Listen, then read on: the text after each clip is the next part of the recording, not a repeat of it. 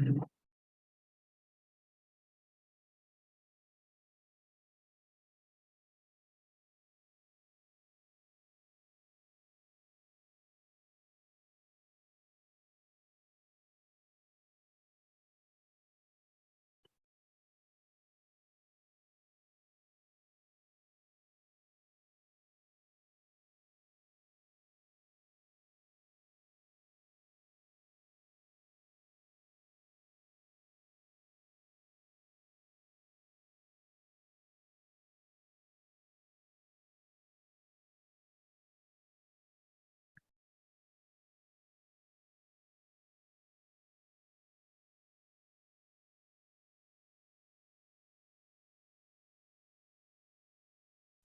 of 8 popular votes for president. Hello, Mark. Hi, nice to talk to you. I'm trying to stop the recording. Do you have that capacity? There usually is a button here, but I don't see it. It's hard to hear you because the voice is coming in and out. I am trying to stop the recording and it's not letting me do it. I don't know. I don't know. But anyway, I wanted to introduce myself, being that I'm the first one here. Great, thank you. Folks are coming in. We are being recorded now. Right. So my name is Rocio Sands. I'm Rocio. I'm Mark. Nice to meet you. Hi, Mark. Well, welcome to our board. Thank you so much. I'm so happy that you joined, and I'm interested in meeting you personally besides on the computer. So I can't wait to meet you. Look forward to it as well. Thank you. Sure. Now I can hear you better, by the way. It's a rare day when I'm hard to hear. That's who they are. But the Kushners are just dear people, and they have been supporters. One person who doesn't seem to be a supporter is Secretary Mike Pompeo, who writes in his book about an Oval Office meeting. He says, I received a call one evening from John Kelly, Chief of Staff, who apologized for allowing Ambassador Hi, Michael. He'd not gone in for a personal matter, but rather had entered the Oval Office with the president. Michael? Kelly could tell they were presenting a possible Haley for vice president. I guess he doesn't hear me. He had been played. Is that true? Were you trying to get Mike Pence off of that ticket? No, and Pompeo even says he's not sure if it's true. I never had a conversation with Jared, Ivanka, or the president about the vice presidentship. And what I'll tell you is it's really sad when you're having to go out there and put lies and gossip to sell a book. I mean, I don't know. Hello, everyone. Good afternoon. Hi, Michael. We are being recorded. There's no button here for pausing the recording, so I'm afraid I'm stuck with it. Okay. We don't have very many people to start yet.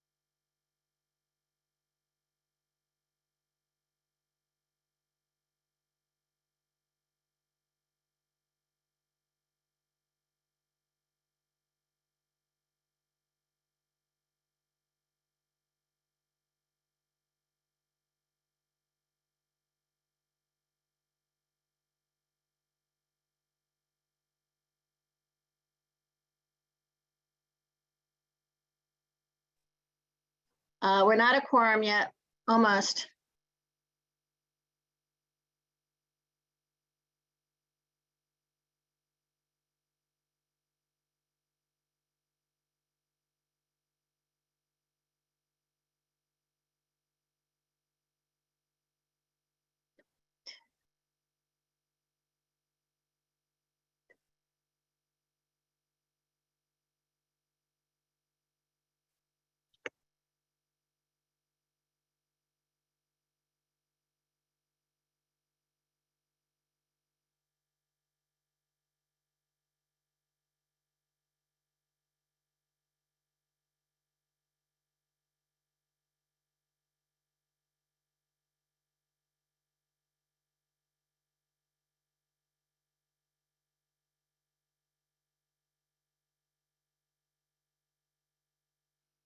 Okay, we're a quorum.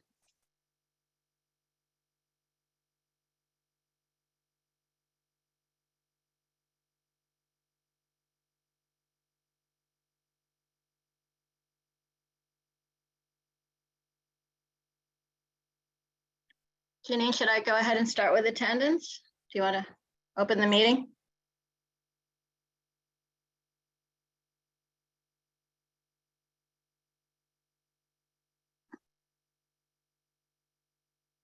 Yes, why don't you please start with attendance? And Okay, while you're doing that, I'm gonna just display the protocol for the evening, okay? okay, great. Can everybody hear me okay? Otherwise, I'll turn off my video. Yes, we can hear, I can hear you. Yes, we can. Okay, Yep, great. I can. All right, We great. can hear you. Okay, here we go. Susanna Aaron, Present. Natasha Avanasians is absent with notice. Oh, I'm here. Oh, you're here. Oh, you're back. Great. Yay. Akila Asqui. Okay, William Benesh. Will's here. Okay. Keen Berger, Here. Carter Booth. Present. Okay, got it. I think Katie Bordenaro is here. I saw her in the chat. Here. Great, thanks. Anita Brandt is going to be late with notice. I'm here. Rich Cacapolo, I'm here. Ritu Chatri, Present. Valerie De La Rosa. Thought I saw her. Okay. John Paul Jaberna, I'm here. Chris Dignas, Here. Robert Ely, Here. Mar Fitzgerald,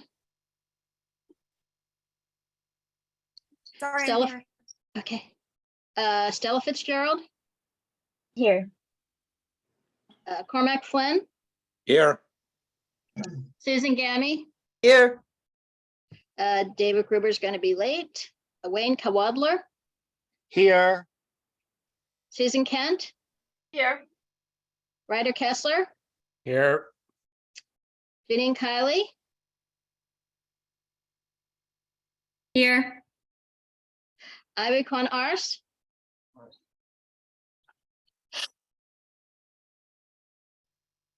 you here? Okay. Thank you. Patricia Laria, Here. Michael Levine, Here, Janet Liff is absent with notice. Ed Ma. Okay. Matt Metzger. Daniel Miller, Here. Mustafa Osman.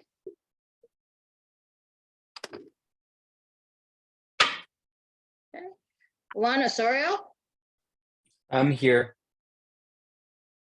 Brian Pape, Present. Donna Raftery, Here. Lois Rakoff, Present. Bob Riccobono, Bo Riccobono, sorry.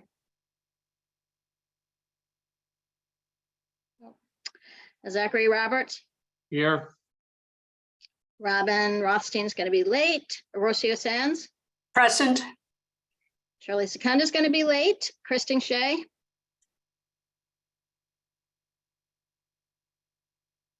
Frederica Siegel, Present. okay. Dr. Shirley Smith.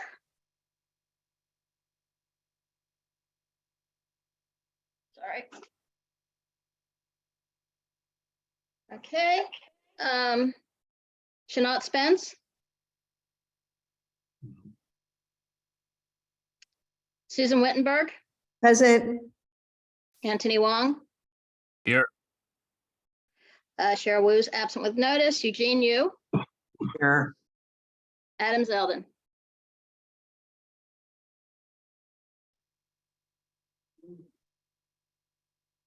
Okay, did I miss anyone? Someone come in while I was going through roll call? Mark Fitzgerald is now here. Yeah, Mara's here. Okay.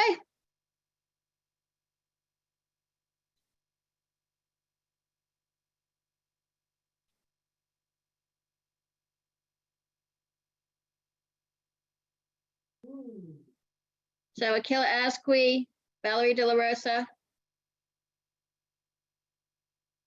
Ivy Kwan Ars, Ed Ma, Matt Metzger, Mustafa Osman, Bo Riccobono, Kristen Shea, Dr. Shirley Smith, Shanat Spence, and Adam Zeldin. Adam Everyone- Zeldin's here. Okay, great. Okay, that's it. Okay, thank you, Amy.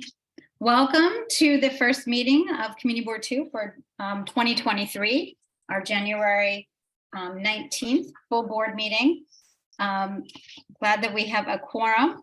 So welcome, everyone. Thank you, Amy. And thank you for joining us tonight. It's like we have a relatively small meeting. The first, now that we're going to start with our public session, I'm going to turn it over to Susan Kent, who will lead our first vice chair to lead the public session. Welcome, Susan. Thank you, Janine, and good evening, everyone. We have 10 people signed up as public speakers this evening. And I will, just as a reminder, each speaker gets 2 minutes. There will be a timer on the screen to assist you. After you finish, if any board members have questions, and we accept questions only from board members, please raise your hand and I will acknowledge you. When I call your name, please, and this is for the speakers, please raise your hand so I can have you elevated to panelists so we can both see and hear you. Let me start first with the people who are not speaking on agenda items. Marissa Yanni, Megan Cerullo, and Darlene Luce.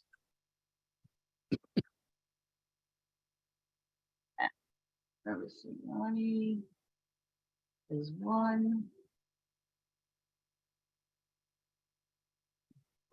Here they come. I don't know if I see Darlene. Marissa, whenever you're ready.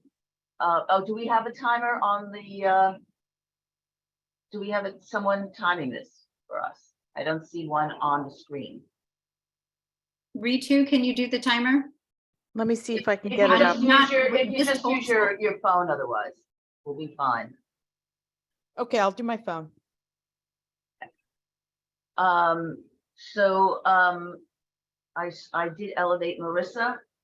I don't see her though. I'm here. Oh, there you are. I'm sorry.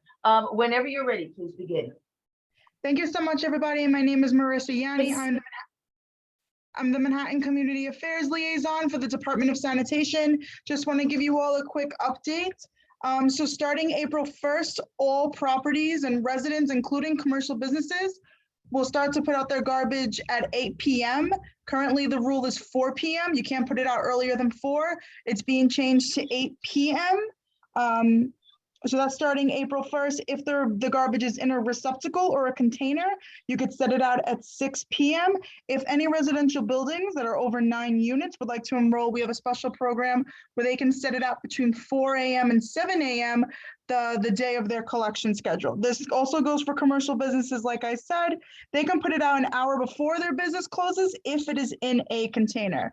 This Department of Sanitation is, we changed this rule to help increase to help with the citywide rat issue and to get rid of all the mountains of garbage and garbage bags that are on our streets for so many hours during the day. So this will help cut down the number of hours that they're on the street. Sorry, I'm talking so fast. I want to keep to the 2 minutes. Thank you. Thank you very much. I see no questions, but I do see that we were joined by Congressman Goldman. And I would like to acknowledge him and turn the floor over to him next. Great. Good evening, Thanks, Congressman Dan Goldman. Welcome. Thanks, Janine. How are you? I'm good. I'm good. Great. Well, it's really nice to be here with all of you. I'm excited to have finally gotten sworn in. Took a little bit longer than we had expected or hoped, but was raring to go and certainly hit the ground running over the last week and a half or so. Lots going on, you know, both on a national level in dealing with George Santos and his web of lies and his deception to induce his voters to elect him in the 3rd District of New York. We are going to continue to keep the pressure on, especially Republican leadership, because I think that everyone recognizes that there's absolutely no basis for him to continue in Congress and he needs to resign. And I think that the strategy of putting the pressure on leadership to force him to resign is a much better one than trying to pressure him to resign. You know, I had the opportunity to speak on the House floor twice. Once was in opposition to a subcommittee that someone not on mute. He is now. The subcommittee that the Republicans have created, which is designed to, in my view, obstruct justice and undermine ongoing investigations, including those not only into Donald Trump, but also into members of the House Republican Party related to their involvement in the effort to overturn the election and the January 6th insurrection. I also spoke on the House floor to oppose 2 anti-abortion bills that the Republicans made, you know, as 2 of their very first bills, and I think it shows sort of the extremist control over the Republican Party.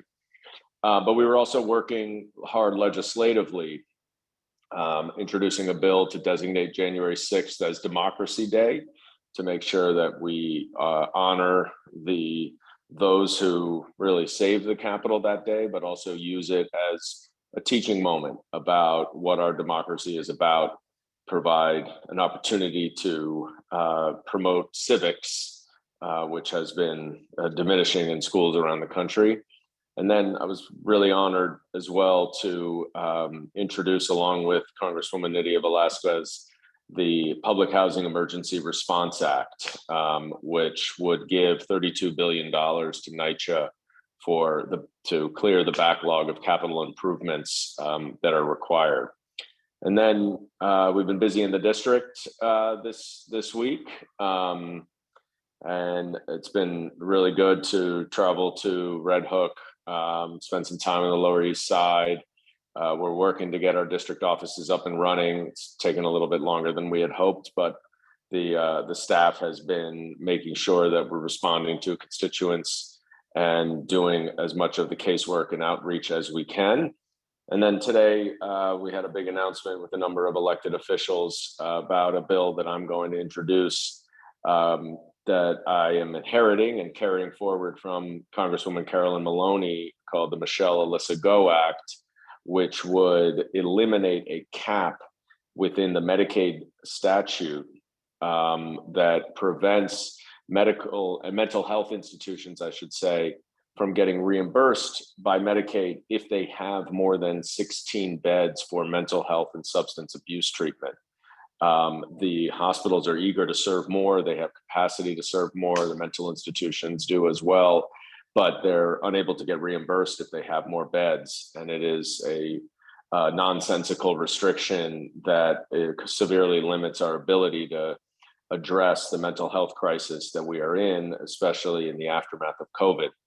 And so I'm very proud to be able to carry that forward, and I will continue to work very hard on legislation, trying to find common ground with the Republicans while also holding the extremist right accountable, and using my background as a prosecutor and investigator in the impeachment investigation to point out all of the misrepresentations, misconceptions, and conspiracy theories that we can be sure to be coming from the Republican Party. So that's just a quick summary of the last couple of weeks, and thrilled to be with you, and happy to answer any questions if anyone has any. Yes, Thank some you. of our, yes, some of them do. Ritu, please go ahead. Hi, Congressman. Congratulations and welcome on board. Thank you. I have two questions, very different. Number one is there any possibility of impeachment for George Santos? First question. Second question is, what is the likelihood of the bill that you sponsored with respect to mental health beds? What's the likelihood of it passing? Yep. There is no impeachment for members of Congress, but they can be expelled by 2/3 of the House. And there are, requirements that you must meet, and certainly George Santos has met them. And I think, that's something that we would potentially consider further down the line. There are a number of investigations that are ongoing that I think would be wise for us to let play out before we move to expel him. But certainly that's something that's on the table. As for the mental health bill, I genuinely believe that there is real possibility for bipartisan support. And if we can get bipartisan support, then I think we can get this passed. I think there's no question that we can find Republicans who are very concerned about the mental health crisis and the impact that it has on homelessness and public safety. But the concern that they will have, especially this Republican Congress, is that by eliminating the cap, we are increasing the payouts required by Medicaid, and therefore increasing the financial requirements of Medicaid. So adding money to Medicaid. And that is probably going to meet with some resistance, certainly on the right. But, I'm hopeful that members such as Nicole Maliotakis in New York City, who understands the public safety and homeless crisis that we're dealing with, mental health crisis, might be somebody that we can reach out to and get on board. And we're going to continue to work hard to find that. That's part of the reason we're not introducing it yet, is that we want to be able to introduce it in a bipartisan way. It may be worth if at all going into possible. value-based payments as well, so that Medicaid actually would be saving money by those hospitalizations. Yeah, Just I mean, that's a good idea. Yeah. Thank you. Thank you. Rocio, please.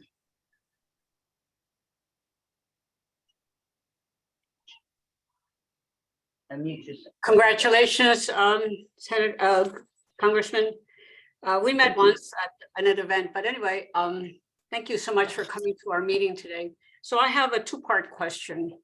The first part is, you mentioned that you're proposing to give extra money to NYCHA. So my first question is, where is the oversight on the amount of money given to NYCHA? And since NYCHA has claimed that they have reduced income from rental payments since eviction moratorium went into effect during the pandemic, and ERAP was very slow to provide the rental money to all landlords, including NYCHA. Is this the reason why NYCHA can't make the needed repairs and improvements? Because many of their tenants failed to pay rent as they did for not only NYCHA, but for small property owners and large property owners?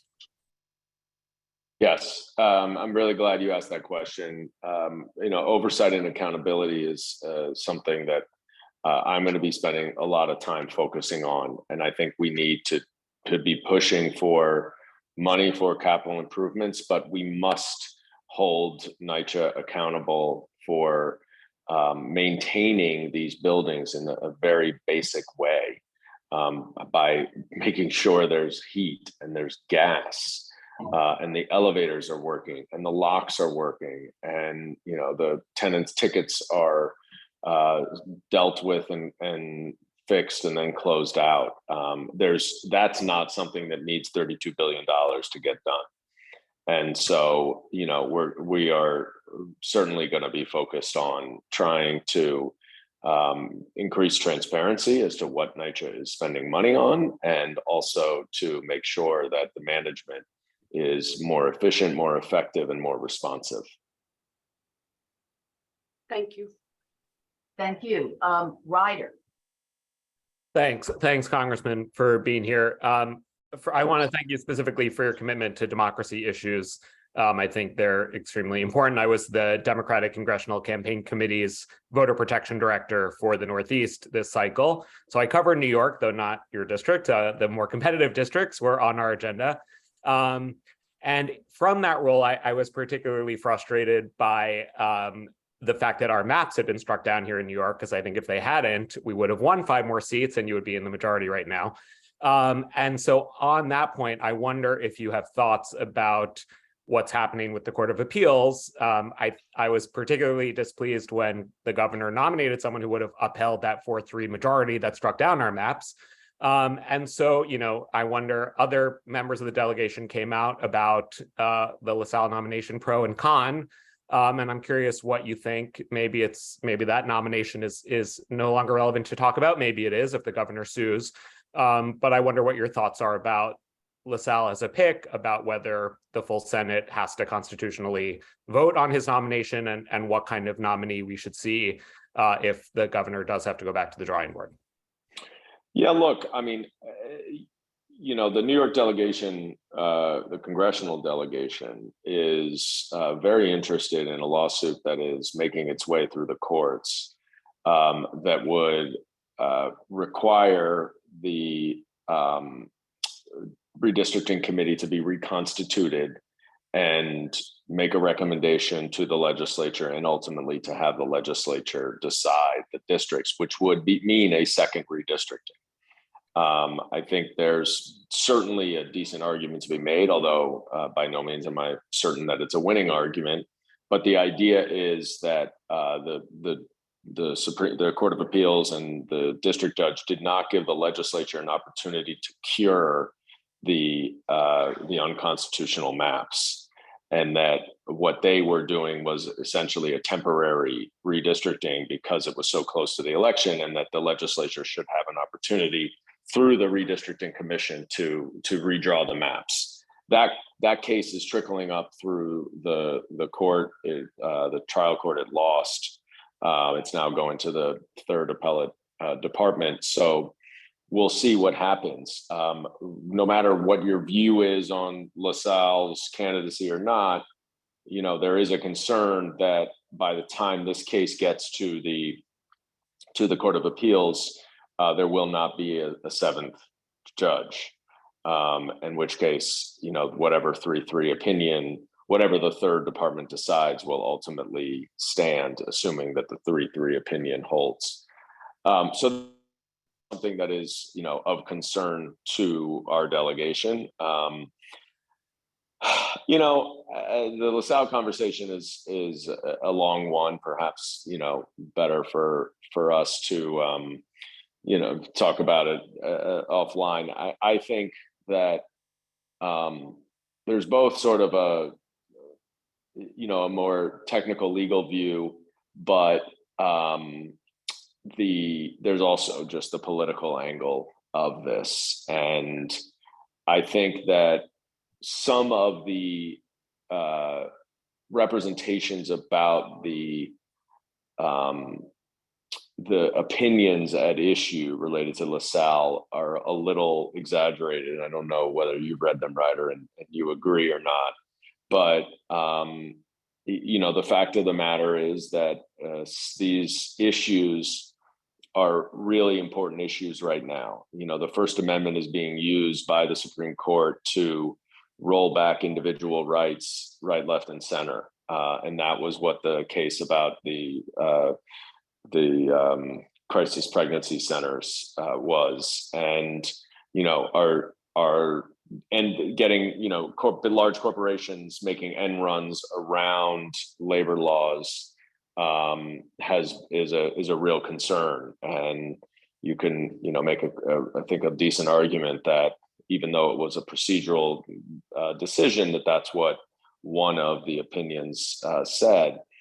But I believe that at this point, I don't know whether the governor will sue. I think that would be, optically unfortunate, but maybe she decides that it's the right move. But then we're back to the drawing board. And so this will drag out a bit. Thanks. Thank you. And I see no more hands. So that's the end of our questions. Thank you, Congressman. for your Great. time. Look, it's great to be with you all. I see a lot of friends on here and appreciate everybody's support. I want to make sure everybody knows that we are staffed up for the most part. We have put the majority of our resources in our district offices because our focus is on making sure that we are getting everywhere in the district, making sure we are out and about, but also really engaged and really focused on constituent services. And I just want all of you to know that my door is open. I welcome feedback. I welcome ideas. Please let me know what you think about what we're doing and what we can improve. I am new at this, but I'm really determined to make sure that I can be the best representative for this district and for everyone in the district. And that obviously, I'll continue to focus on democracy and on those issues that matter, to everybody, but I'm also very, very focused on the issues that are particular to the district. So please don't hesitate to reach out, and look forward to working with all of you on many of these issues. Thank you for having me. And thank you for taking time out of your busy schedule to speak. Of course. Take care. Take care. Okay, so back to our next speaker. I had called Megan Cerullo. Thank you, Megan, for waiting. And whenever you're ready, you can begin. Hi, thank you. Can everyone hear me? Yes, we can. Okay, great. We brought this up in an earlier meeting, and I just want to raise the issue again that the issue of the skate park on Lafayette Street between Spring and Kenmare on Petrosino Park remains an issue. And I know the community board, I think, has written resolutions to the DOT, and I appreciate the effort, and they're good ideas. And from my understanding, the DOT is just understaffed and dragging its heels, but I really hope we can continue to press them to resolve this issue, because it has not gone away. That's all. Okay. Thank you. I do not see any questions. So our next speaker, Darlene, I did see you earlier. I know I elevated you to a panelist. If you are ready, you can start. I am ready. Good evening, everybody. Thanks for the time. Hello, everyone. Happy New Year. I am Darlene Lutz, Vice President of the 1st Precinct Community Council. Community Board 2 is served by 4 police precincts. The first covers the south end of CB2 from the west side of Broadway to West Street, and the south side of Houston to the north side of Canal. The council holds a public meeting every month with our precinct.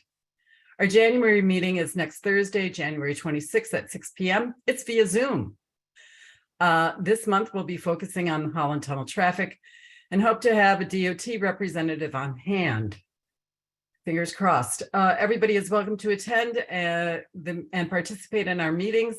I'll put the info and link to the Zoom in the chat along with my contact info.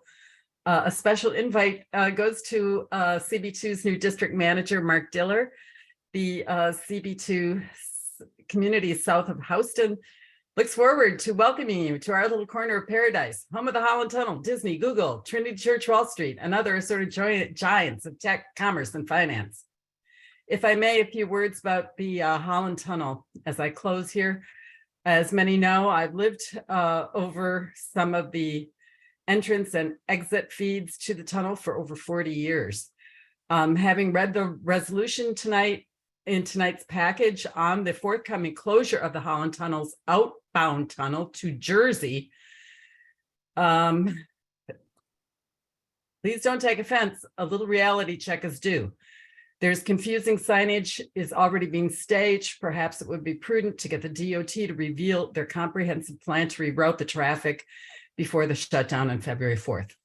Thank you. My time is up, and good evening, everybody. Please come to our meeting. Thank you, Darlene. I don't see any questions, so let me then call the next set of speakers. I believe all of our remaining speakers will be discussing the 5G antenna towers. When I call your name, please raise your hand so you can be elevated to panelist. Michael Dansky, Zach Weinstein, Amita Rodman, Anna Markham.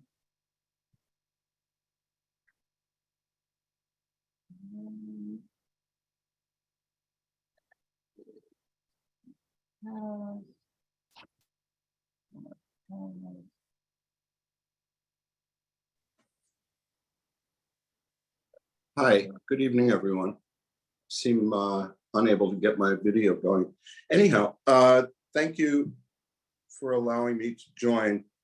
I joined as a member of the board for 99 Jane Street, which is very much affected by the rollout of the 5G towers in the West Village along Horatio Street. And there are plans to site 2 of the towers on Horatio between Washington and West, close to our beloved public park that we maintain tirelessly. And to have an unsightly addition to the landscape is particularly upsetting to us. So I have some comments. I want to share them with you. I want to be as productive and in the spirit of cooperation, if you will. I joined 2 of the recent CB2 meetings, the separate chairs, and I was struck by the rather unclear responses that were given to the questions by the folks from Cityscape and by the folks from the technology committee. I think this significant effort that was undertaken for good reason to bring wireless service to the internet desert was great in intent, but poor in design and execution. To cut to the chase, we in the West Village don't need additional wireless service. We are well covered by existing technology, AT&T, Verizon, etc. I understand from doing my reading that the poles are 3 feet high because Cityscape is charging or licensing 5 different platforms to the mobile carriers so that they won't have to separately negotiate siting their equipment on different buildings and poles, as has been done. Michael, 30 seconds. Thank you, as has been done in the past. I think the efforts that are intended can be accomplished quite differently. I think I see Zach Weinstein has some specific concerns that I share that he'll be bringing the village preservation. Moreover, I don't understand where our elected officials are. Where's Brad and Deborah and Mike Levine and others on the 5G issues? Thank you very much. Thank you. No questions. So Zach, whenever you're ready. Sure. Hi, my name is Zach Weinstein, 92 Horatio Street, co-organizer of Save Ganswort. The whole 5G siting process has been a hot mess, and I'd like to review a few of the problems. 1, 4 proposed locations, 100 Horatio Street, 113 Horatio, 445 West Street, and 100 Jane Street, are completely missing from New York City open data. This makes a mockery of any idea of public notification. It also violates the siting guidelines in the Link 5G design proposal, which require that all proposed locations are made available online via open data. For this reason alone, these 4 locations should be withdrawn from the current round of applications. 2, 445 West Street is immediately adjacent to Westbeth, an individual landmark. However, CityBridge has stated that the siting guidelines prohibit 5G poles adjacent to an individual landmark. This location is in violation of the guidelines. 3, 113 Horatio Street on the north side of Horatio between Washington and West Streets is located within the Ganswort Market Historic District. The siting guidelines prohibit 5G poles with advertising screens within historic districts. However, this 5G pole contains advertising screens in violation of the guidelines. 4, I'm particularly concerned about the 5G pole proposed for 100 Horatio Street, which was mentioned by the previous speaker, at the southwest corner of Horatio and Washington. This pole is immediately adjacent to both the Greenwich Village Historic District and the Ganswort Market Historic District. 30 It's adjacent seconds, to Zach. and would dominate a small privately owned park that the community worked very hard to get, and it's completely surrounded by residential apartments. 5, the siting guidelines state there can only be 1 5G pole per block in historic districts or residential zones. However, both 113 Horatio and 100 Horatio are located on the same block. One side of the street is in a historic district, suggesting that only 1 pole should be permitted. Furthermore, the block is almost entirely residential, although it's zoned C62A. The spirit of the Time is up. guidelines clearly suggests that this block should not have more than 1 pole, yet it's the only block in CB2 that has 2 poles. I've submitted written testimony with more detail and some additional issues, which I hope people will look at. Thank you very much for your time and the work you're putting into this. Thank you, Zach, and thank you, Janine, for putting a link to the borough president's letter that on this subject that went out yesterday. Okay, seeing no questions, is Amita on? I don't know if I saw her. If not, then Anna, whenever you're ready.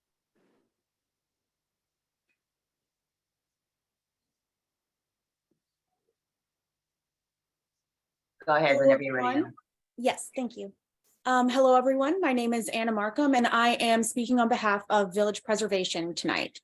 I have been heavily researching the Link NYC 5G program since late November, when this first started appearing on CB agendas. It has been close to impossible to find coherent information on this project. Village Preservation is profoundly opposed to the design, locations, and oversight system outlined for the Link NYC 5G program. The lack of meaningful public engagement in the implementation of this program has been deeply troubling. The Office of Technology and Innovation's presentation at the Quality of Life Committee meeting last Tuesday created more questions than provided answers. One of the most baffling admissions was that the private telecommunications companies are the ones selecting and recommending locations to CityBridge and OTI, not information about actual digital deserts throughout the 5 boroughs. To add insult to injury, the proposed sites are not regularly updated on the designated open data map and are removed, added at the OTI's whim. Zach mentioned this briefly before me. Many of the proposed sites presented at the Quality of Life meeting did not match the visible sites on the open data map. In fact, many of the planned towers for our neighborhoods, complete with renderings and the OTI green light to move ahead, do not adhere to the siting rules that OTI has set for themselves, let alone the LPC's siting regulations, which are still unclear. Frankly, there are very few locations throughout CB2 neighborhoods that meet OTI siting regulations, but that has not stopped them from proposing mini towers in our area. The complete and total lack of consistency in OTI's communications about siting, planned sites, and siting regulations should be enough to issue a moratorium on the project, like community boards 5, 8, and 9 in Manhattan. On top of OTI's nonsensical and opaque approach to siting, it appears as though they are not taking the conditions of the Public Design Commission's resolution to approve the current design seriously. They were reluctant in the meeting to admit that the resolution required them to research and propose a design 30 more seconds, Anna. appropriate. What was that? Sorry. You've got 30 apologies. 30 Okay, yes, seconds. we'll continue. More appropriate to residential areas and historic districts. They had no timeline for when they would meet this requirement, meaning they are essentially in violation of the terms of their approval and seem to have no plans to remedy this. Just to reiterate, we are deeply concerned about this project and are in opposition. We're actively monitoring the situation with the meager information that has been publicly available. Thank you. Thank you, Anna. That was a lot of great, valuable information. Seeing no questions, let me call the last people, the last of our public speakers. Again, I remind you to please raise your hand so we can elevate you. Mark Ross, Sue Peters, and Odette Wilkins. Where are you? Let's see, Odette.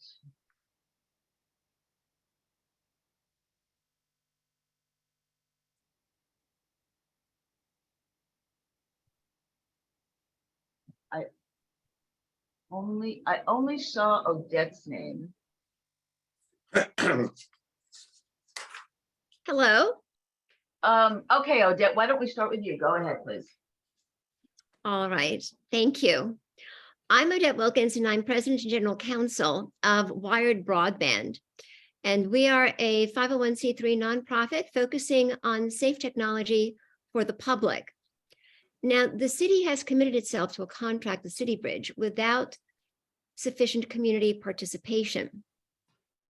And the OTI should have obtained prior community participation prior to entering into such a contract. And I find it a little bit disturbing that our only recourse that they seem to indicate is to just locate a tower across the street as opposed to pausing this project or putting a moratorium on it completely. Now, OTI is justifying this deployment by saying that there's a gap in service. The problem is when they were asked at CB8 at a transportation committee meeting to produce those reports, they did not have them. So they're really going on just the telecom say so. The other thing is that it is very clear that these towers are really misplaced, and CB8's resolution really identifies why that is the case, that the allowed 10-foot distance from buildings is an insufficient distance, and that there are no digital deserts that would justify putting them there. And in addition, the impacts on sidewalk clearances and rat infestation that already exists, as well as the long-term health impacts on public health or the environment. 20 seconds. Thank you. The cell towers have been known to catch fire, and also there needs to be a fall zone in the event that a tower collapses. That would mean more than 3 stories of circumference around the tower so that people do not get hurt. And what happens if the pole crashes into somebody's window and injures people at home and on the street? I would encourage a moratorium at this point because there is not sufficient transparency and there's not sufficient information to go forward. Great, thank you. Rocio has a question. Yes, Odette, thank you so much for your information. It's really valuable. My question to you is your organization contemplating on filing a lawsuit against this egregious situation that we have here because they haven't really consulted? And so somebody has to do it. Well, I do know that there are people around the city who are looking to file a lawsuit, and I believe a couple of groups have already retained an attorney, or at least one individual and a group have retained different attorneys on this. But no, your we're not- organization. Yeah, we're simply providing information to the community boards because we also have the bigger picture of what the FCC is doing and that the FCC really is not monitoring the emissions, and that the towers that are below 200 feet, they don't even track them. They don't even have it on the database. So how are they going to determine compliance with FCC emissions? They don't. And the City Bridge agreement, I believe, as indicated by OTI, is that the telecoms are the ones who are going to be determining whether they're in compliance. It's simply the fox guarding the hen house. It should be the city that should be doing unannounced random testing to ensure compliance. So I'm providing the bigger picture, and I provided the board with my analysis back in December, and I submitted it again. And Guy Ventresca, who is also in your district and heads up the Kenmare Association, Tenants Association, also provided my information to the board. Great. Thank you so much. Thank you, Odette. Let me just ask one more time, is either Mark Ross or Sue Peters on? If so, please raise your hand. I see. No. I'm here. Oh, Sue, why don't you, yes, please, go ahead when you're ready. Thank you. Glad to be here. I just want to give a little bit more of a background, greater than New York City in terms of the FCC, because in the community boards, the city representatives and City Bridge representatives will at times say, well, we can't discuss health issues because that's the FCC, the national agency. And I just want to say that the FCC, their radiation effects on our health their rules go back to 1996, when very few cell phones were being used and carried around in people's pockets. And they have refused to update them. And I just want you to please research this, because in 2021, the appeals court, Federal Appeals Court of Washington, D.C., they remanded the FCC to go back and look at all the thousands of investigations and reports and scientific papers that show the effect of radio frequency, radiation, and 5G wireless is of the top one now, the most radiation. Okay, and please, because the FCC was found by the court to provide, they said you have to go back and give us an explanation why you are not looking at all these 10,000 reports about health effects. So research that. That would be very good. Thank you. Thank you. Is Mark Ross on? Okay, he is not. That is that's our last speaker then. And so I'm turning it back to you, Janine. Okay, thank you, Susan. And thank you to everyone who joined us this evening to share your views and thoughts. Right now, do we have a motion to adopt the agenda for tonight? So moved. We have a second? Second. All right. The agenda is adopted. We now are going to move to the elected officials reports. I think most of you have been elevated, but if you could just raise your hands. And if you'd like to be elevated, if you're still an attendee, if you could raise your hand, then we will elevate you. I'm going to start with the first hand up. I'm with Ian Wong with Councilmember Marte's office. Ian? Hi, everyone. Yeah, so I want to start off by giving a quick update about 231 Grand Street, the hotel. I think as many of you have already heard, DHS is converting the hotel at 231 Grand Street into a temporary emergency shelter for asylum seekers. Currently, I think a lot of people have already been moved in. And because of, many asylum seekers come through buses.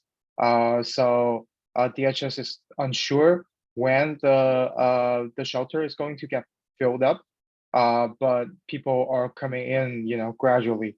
So with regard to the shelter, there are 102 rooms, and all the occupants in that emergency shelters are family with kids.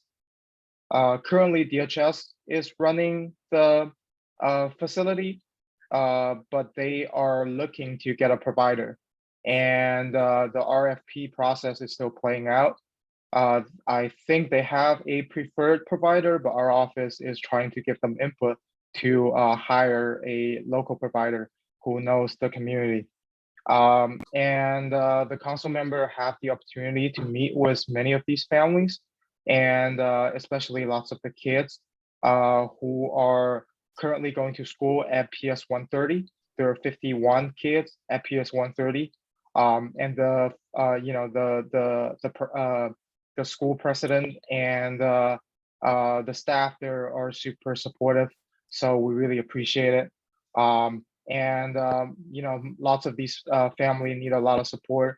Our office is holding a clothing drive for all the asylum seekers. So if anyone wants to donate anything for these families, especially backpacks for kids or formulas, diapers for toddlers, and also winter clothes, because many of these asylum seekers come from tropical areas. You're welcome to bring these items to our office at 65 East Broadway, and we'll help deliver these items to asylum seekers. And finally, just want to touch the 5G tower issue a little bit. We completely agree with what everyone said, and we agree with the letter that Borough President Mark Levine sent to OTI a few days ago. We support, at least having a moratorium of these towers in our district until they figure out a better way to, site and place these towers, a better plan of oversight, and a more aesthetically pleasing design. And we know that, there are discussions within City Council to have an oversight hearing on these towers. So once that process plays out, we'll also keep everyone looped in. Thank you. Thank you, Ian. We have one question from Susanna Aaron. Hi, Ian. Thanks for coming. I have a question about the union that will be serving 231 Grant Street. I wonder if there's any expectation, if it's the hotel workers union, if there's any expectation that the new operator will have a contract with a different union and that will have the same problems that felled the Housing Works plan. I'm not really sure about this. I'll have to get back to you, but I would assume it's, I think based on my knowledge with other emergency shelters, they're still, maintaining their contract with the hotel union, and hotel staffs are serving these asylum seekers. Okay, thank you. I'll put it in the chat. I don't know if it applies to this location, but Adams inked a $275 million deal with hotels to house the migrants. So.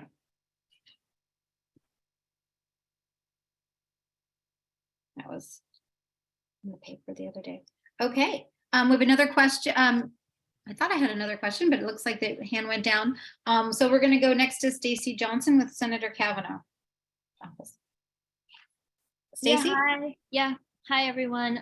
Not a lot to report here.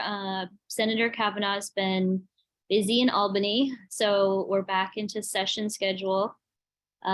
Today he was at an all-day hearing. I think he's on the train back to the city now. It's about the Climate Leadership and Community Protection Act. And so the bill that he's sponsoring, the All Electric Buildings Act, is being reintroduced, and they're working hard to get that bill passed this year since it didn't get passed last year. And so that was one of the things that they talked about today in the hearing. and they're trying to come up with a final scoping plan. There's a draft scoping plan for the Climate Protection Act on the state's website. But that's what he did all day today into the evening. And Senator Kavanaugh also put out a statement yesterday on the nomination of Hector LaSalle. So he is not in support of the nomination of Hector LaSalle, but he did cautiously wait until the Judiciary Committee had a chance to have their hearing. So he didn't say, put out his opinion before that happened. And as many of you know, Senator Hoylman was the chair of the Judiciary Committee that organized the hearing yesterday, and it's available online as well. So he did put a statement out, and I can add that to the chat as soon as I'm done talking. And as well as my contact information, because slowly calls are trickling in of people who've decided or finally figured out that we are now representing them. So little by little, people are finding out that Senator Kavanaugh represents them instead of Senator Hoylman. So just don't forget to tell your neighbors that anybody, it's 30 seconds, Stacy. A little bit of a wiggly line, but we mostly cover everyone up to 14th Street now. So you can just let people know that we are their senator, and that things have changed, and they might want to look things up before they reach emergency mode. And then I am taking a little tour of Washington Square Park tomorrow, so I'm really excited to be invited to anything in the new part of our district so that I can get to know everyone. That's it. Thank you, Stacy. We have one question or two questions. Keenberger. Stacy, I tried to find the hearing online and I couldn't. So can you put it in the chat, the link to it, or tell me how to do it? The Hector LaSalle hearing or the climate hearing? The LaSalle hearing, the whole hearing. I can see the statement of different people, but I'd like to hear them. Thank you. Yeah, it might take me a second, but I'll put it in the chat when I'm done. Wonderful. Thank you. Sure. Rocio, Sands? Yes, thank you so much. My question is regarding electrifying buildings and the time frame that's going to be put in place. What are we going to do about the infrastructure that, as we all know, when things get too hot, we don't have enough electricity to keep our homes cool or cooler. And so we have to be really careful of what we wish for. And if we have another Sandy or another storm like that wipes out the electrical, people won't be able to cook. People won't be able to do a lot of the things that they normally do. So what is being done regarding the infrastructure? And when will this take place? Yeah, I don't know too many details about that specific question, but I do know that the timeline for like the capacity, the electrical capacity, what we have today is not what we will have in 5 years. So what I understand is that they are planning to increase capacity dramatically. And then I know that you asked me this question last year when I had just started this job, and I didn't have the answer for you, but I just want to clarify that the All Electric Buildings Act, so right now the city has a similar bill that was already passed. And this All Electric Buildings Act would extend a similar piece of legislation to the state, but it's only for new buildings. So nobody has to like quickly change their boiler or their stove or anything like that. And it's also for like new large buildings. So it's gonna be it's not really all buildings, if you get my picture. It's like gonna be new large buildings. And so it should end up being a relatively slow rollout. And so they are trying to align it with the capacity that will also be increasing for the electrical grid.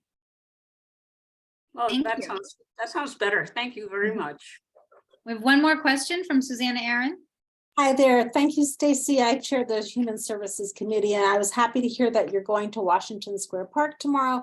As you know, Washington Square Park has had a lot of issues that have ultimately affected quality of life, but have also has seen a lot of people in need of services. Gail Brewer, when she was Manhattan Borough President, organized a coalition of existing social service providers to have a sort of carpet presence in the park to see if that would ameliorate conditions there.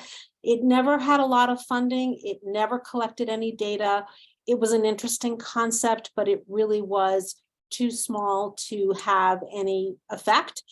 So one thing that I'm hoping or expecting that we will end up advocating for is some robust funding to see if providing outreach to social services, people who might need social services, especially mental health, is something that can be done. Thanks. Good to know. I will let the senator know that as well. Thank you, Stacy. Who's giving you the tour tomorrow? Grace from the Conservancy. Fantastic. If Okay. anybody wants to join, just email me. You won't see it in all of its ripeness. Yeah, true. Yeah. Cormac? Yeah, I just wanted to chime in on the point Susanna just made. So one of the interesting things about that, when Gail was putting that together, was when in the community talked with a lot of social service providers, was nobody was aware of a very robust data set about what the effect of providing that kind of really comprehensive and aggressive outreach and all of the services that Susanna is talking about, that, you know, if they were properly funded and really offered, what effect that would have on many of the community complaints and concerns about the park. And I know that the senator is a big fan of data and evidence-driven stuff.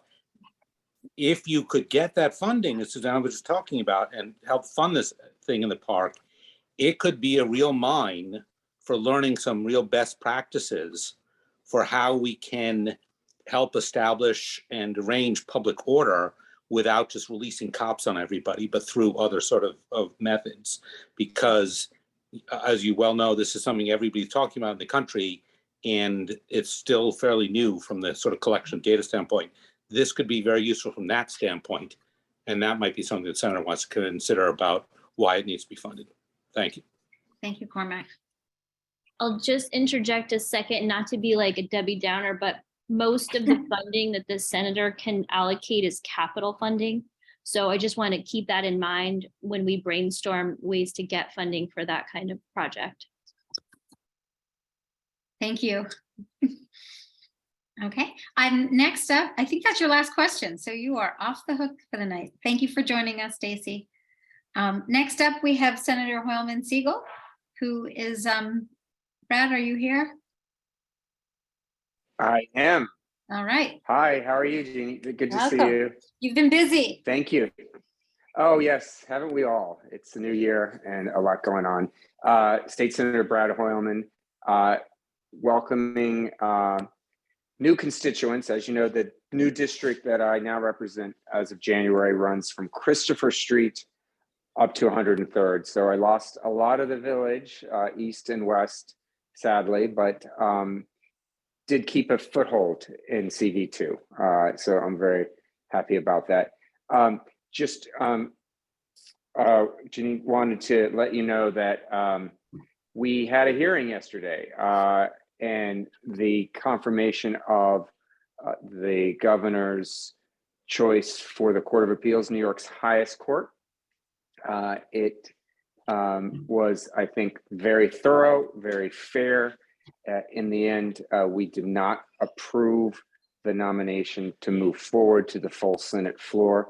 So according to plan, the nomination is sent back to the governor. The governor will hopefully then seek a new list of candidates for the highest court from the Commission on Judicial Nomination, and we'll have another go at whether we approve this nominee or not. What's interesting about it is, one, there's a constitutional question. The governor is currently disputing whether we have to take this nomination all the way to the floor of the Senate. The Senate says we don't, because it's in the Constitution that we follow our own rules. And our our rules are such that bills and nominations have to go through committee to make it to the full floor for consideration. But secondly, what's interesting about it is the amount of attention that the nomination got. A large number of groups came out in support and opposed to this nominee. Groups opposed included the AFL-CIO and the NAACP Legal Defense Fund, as well as a number of other unions and civil rights organizations. It's unfortunate that we didn't get a nominee that people could coalesce around, mainly because you may not know this, but the Court of Appeals is very much divided on a conservative and progressive line, as well as just enduring a lot of acrimony among its members. So we definitely need a new chief judge there who could bring the court together. Unfortunately, that's not this nominee. So we'll wait to see what happens next, but it was an interesting, it has been an interesting experience thus far in trying to find a nominee that people can support. Secondly, I sent a letter to James Dolan along with some of my colleagues about this outrageous practice that he has undertaken to use biometric surveillance to screen out fans who visit Madison Square Garden or Radio City Music Hall because they are lawyers who represent clients in litigation against him. Actually, they don't even represent clients, their law firms represent clients. So it's actually even one more removed. It's a pretty frightening concept to think that private companies can start doing this, keeping people outside of their public accommodation because they are corporate enemies. I'm introducing legislation shortly to prevent this, but in the meantime, we've called on James Dolan along with several of my colleagues, including Councilmember Botcher and others, namely Congressman Jerry Nadler, to urge him to cease this practice. Third, wanted to let you know that I have sent a letter along with two other colleagues to Yeshiva University demanding an accounting of their use of public funds. Yeshiva University gets about $250 million from the state of New York over the last decade, mostly for bonding authority. When they applied for that bonding authority, they stated they were a secular institution subject to New York State's and New York City's anti-discrimination laws. Well, recently they became embroiled in a lawsuit brought by LGBTQ students who are claiming the university discriminates against them. Yeshiva, in their papers that they filed in the lawsuit, said that they were a religious institution and therefore not subject to anti-discrimination statutes. Well, you can't have it both ways, at least in my opinion. So we're going to try to suss out the truth here. And if in fact Yeshiva University misrepresented itself, they could be subject to a criminal inquiry. And then finally, and I'll let you get on with a lot of your work, I am the proud new sponsor of a bill called the Medical Aid in Dying Act, which is going to give New Yorkers who have been diagnosed with a terminal illness the opportunity to end their lives and limit suffering. This is legislation that has been passed in 10 other states, including the District of Columbia. So it's one of those righteous causes that I think New Yorkers should have at their disposal.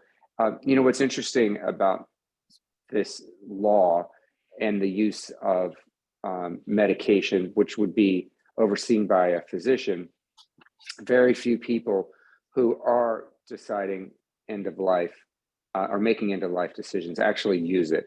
It's mostly about peace of mind, and having that flexibility really allows individuals, I think, and it has been shown in a number of studies, gives them much more confidence and dignity as they plan for the end of their lives. So I'm hoping New York can join those other states and we can get this bill passed this session. That's about it for me. There's more in my board report. Caroline Wuxelbaum, my colleague, is on the Zoom as well. Good to see you. Okay, and thank you. We have a couple questions. I'm just going to remind board members, if you could keep your question to a question and under 30 seconds, that would be great. Keen? Right. You know that the village was so proud of you in the way you handled that hearing. And I wonder, you just did a great job. It is brilliant, brilliant. Thank you. But Thank you. welcome. But a question would be, did you have any second thoughts? Did you think, well, maybe this is the wrong strategy? Or were you very pleased with the way it went? What was your response? What was your emotional response? Oh, my emotional response. You know, I felt sad because this man, who truly is a committed public servant, and I think is in, you know, the courts for all the right reasons, kind of got, you know, dragged through a messy process. And his record was examined really thoroughly. Well, it turns out that he had a number of cases that were ambiguous at best on some important issues: workers' rights, abortion access, criminal justice.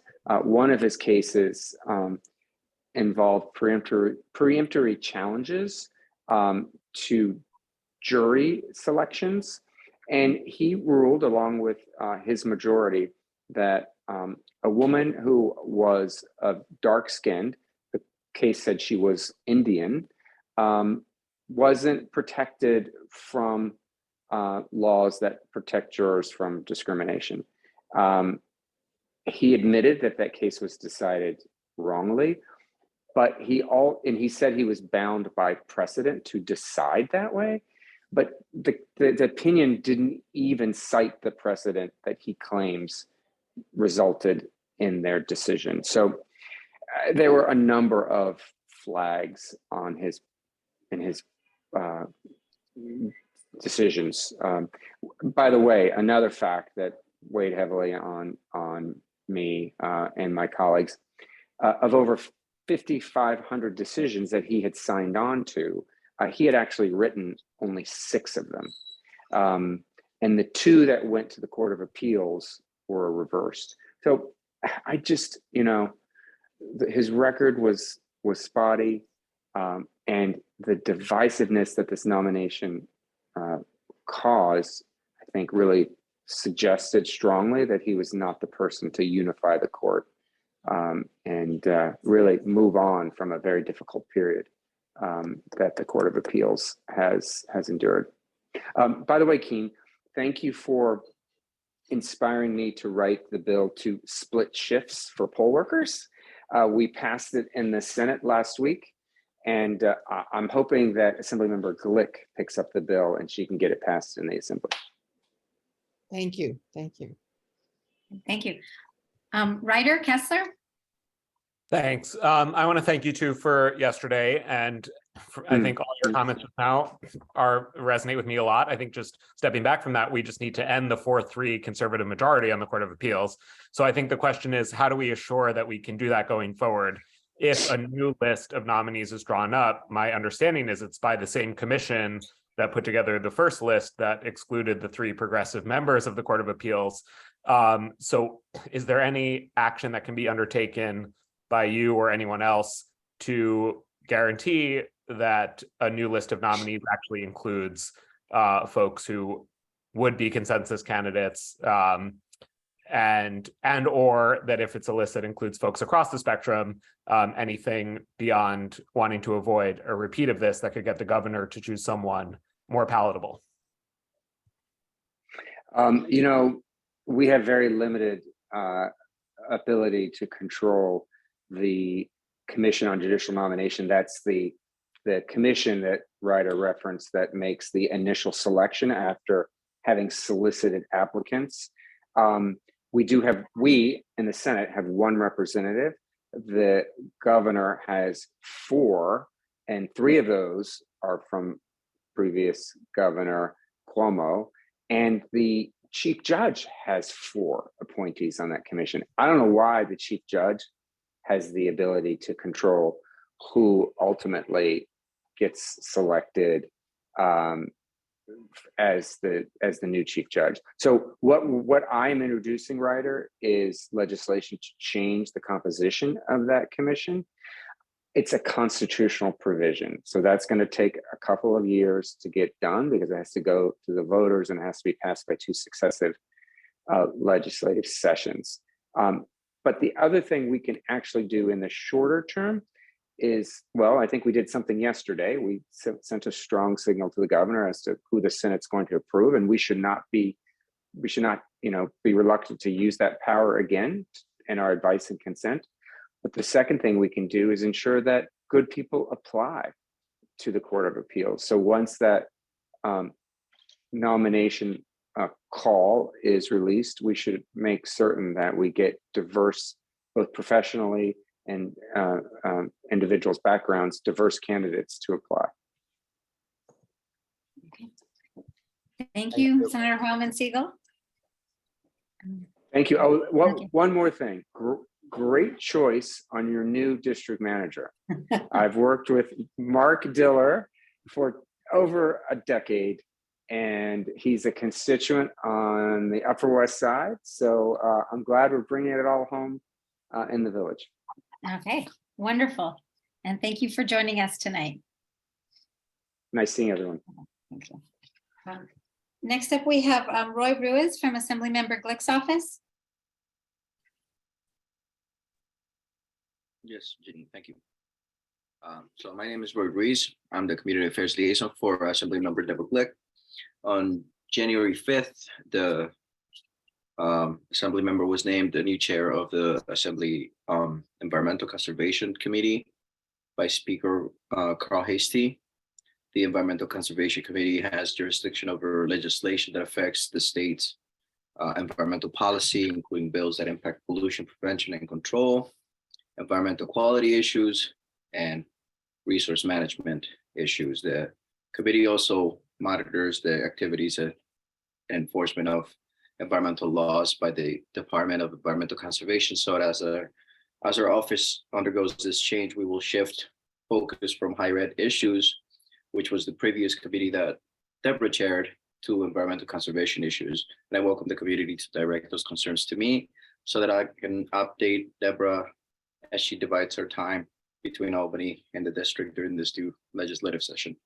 I wanted to remind the community that the state's emergency rental assistance program called EREP will be closing tomorrow night. People can still apply until 9 p.m. tomorrow, but after that, EREP will not be taking any new applications. I will leave a link to the chat. I'm sorry. In the chat to the community report, if anyone's interested in other updates. And that's it for me. Thank you so much.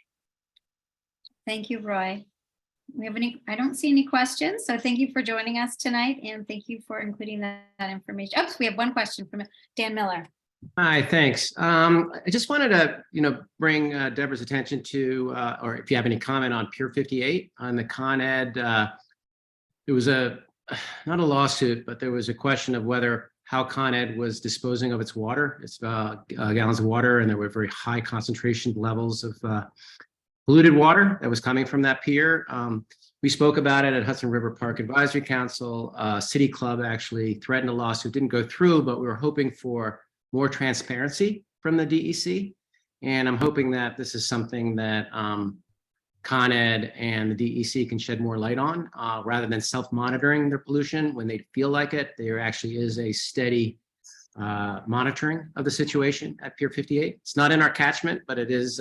We do get that water outflow down where we are down here in the village. Certainly, I'll definitely bring that up to Deborah. I think our Chief of Staff, Tracy Jackson, is more informed on the Hudson River Park issues, and definitely we'll be bringing that up to her as well. Thank you.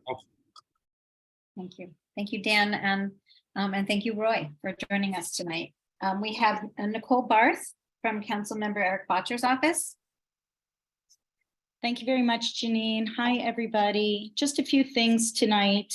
Well, the big news today is that the City Council voted 43-7 in favor of the Skip the Stuff bill, which was Intro 0559.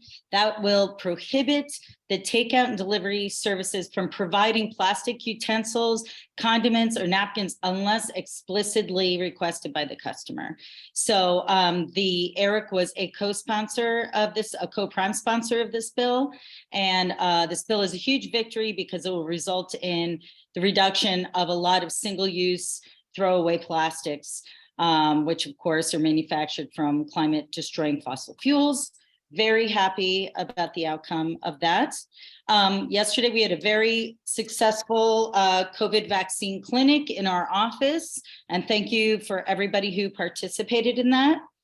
I just wanted to remind everybody that on the second Tuesday of each month, so I believe the next one is February 14th, is our housing clinic. Please feel free if you, it's a 20-minute consultation pro bono with a housing attorney by phone. If you know anybody who could use this service, please give them our email, which I will put in the chat in a moment.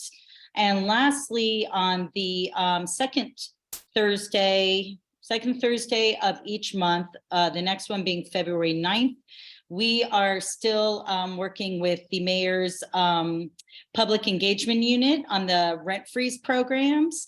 So for senior citizen rent increase exemption, which is SCREE, and disability rent increase exemption, which is DRE, if you believe that you are entitled to use these programs, please contact our office and make an appointment, and you can meet from someone from the mayor's PEU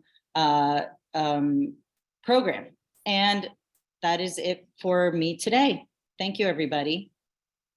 Okay, thank you. We have one question, Rocio Sands.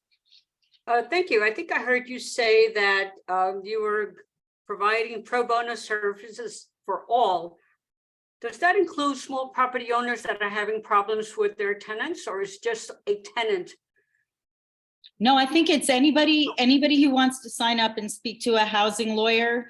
They are welcome. I don't think we get, as far as I know, it's mostly tenants that are reaching out to us, but I'm sure that wouldn't be a problem. Okay, that's great. A lot of small property owners don't know that. Right. No, that's great. I will put our district our district email in the chat. So if anyone wants to reach out, please do. Thank you so much. You're welcome. Yeah. Nicole, thanks for sharing that information. I don't see any other questions, so thank you for joining us this evening. Thank you. Okay. And we're expecting the borough president later this evening. So when he shows up, we will have him join. So we'll skip the borough president's report and go to Mark Levine when he joins us tonight. So we're going to go to my report, the chair's report.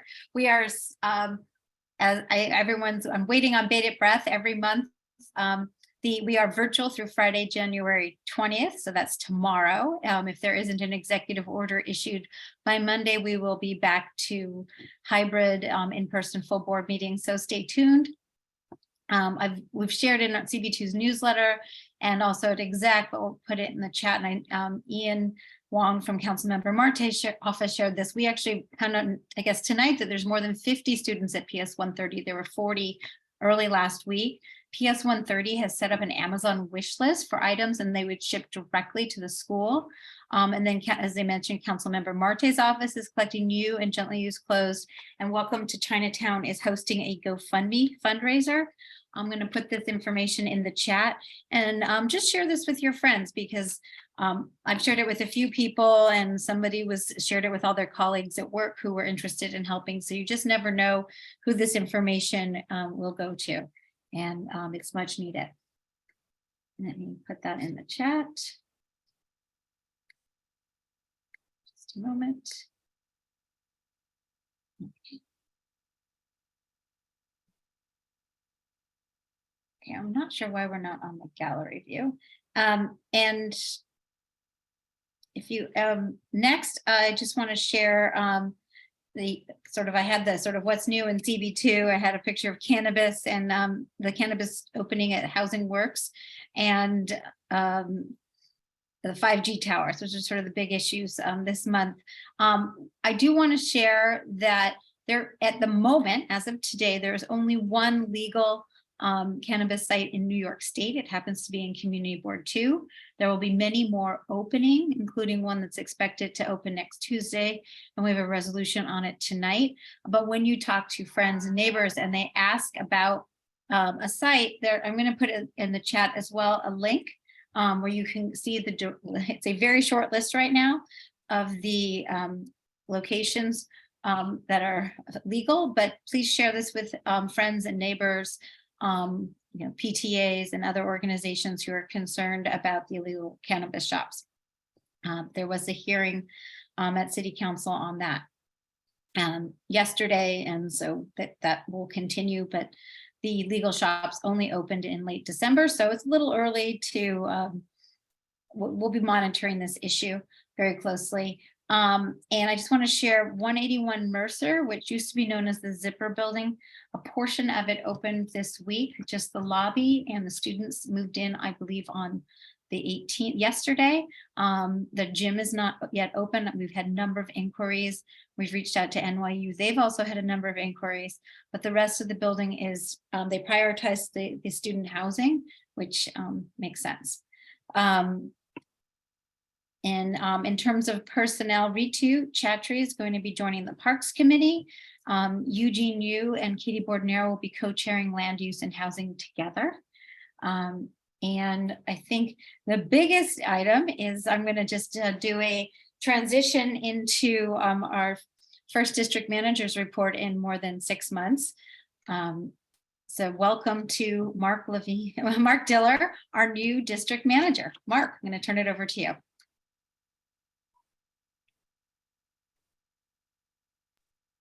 It will probably be 1 second if I'm unmuted. Okay, I think you should go next to the microphone. I know, or I'm going to suggest we do the treasurer's report and you go into your office and log into your laptop because the sound is really poor. So we're going to, because we can, Anthony, I know you probably weren't quite ready, but why don't we move to you to give the treasurer's report, and Sure. And then when Mark has better sound, we'll go back to him. Okay, sure. Could you share the PDF on the screen? I think you have, you should be on my phone, so I can't. Oh, you're on your phone. Okay, let me pull that up. Just a moment, please. So just to begin, it's just a few minor updates to some of the expenses that we've had since our last report in October. A majority of it is for the job postings that we did recently. So those go to subscriptions. And also we've taken on a part-timer who is here in the interim while Florence is out resting. So those are the bulk of the costs, new expenses. So you'll see those in professional services and subscriptions.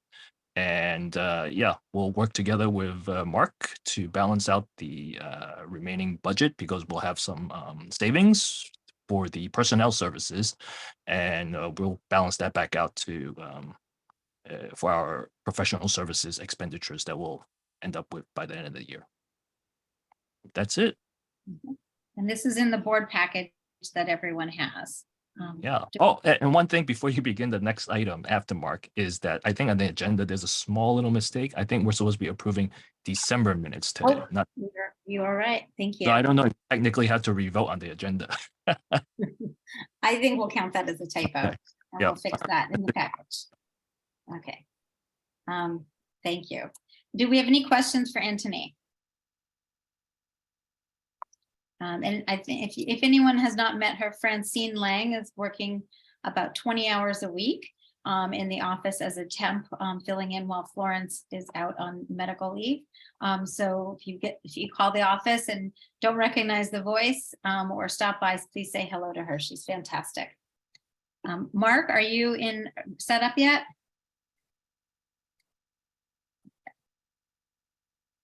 Yeah, while we are waiting for Mark, we are going to, actually, I guess we can't quite start the business session. Just the agenda, it should say, as Anthony said, item 5 will be approval of the December minutes. Let's see. Mark, were you able to log back in? Okay, well, I'm gonna, while we're waiting for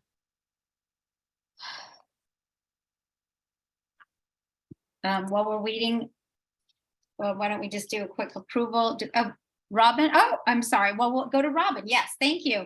I want to introduce a new representative who will be coming to CB2. Robin Forrest, please introduce yourself. Hi, thanks so much, Janine. It's been a long time since I've been at a Community 2 board meeting, and I'm so happy to be here.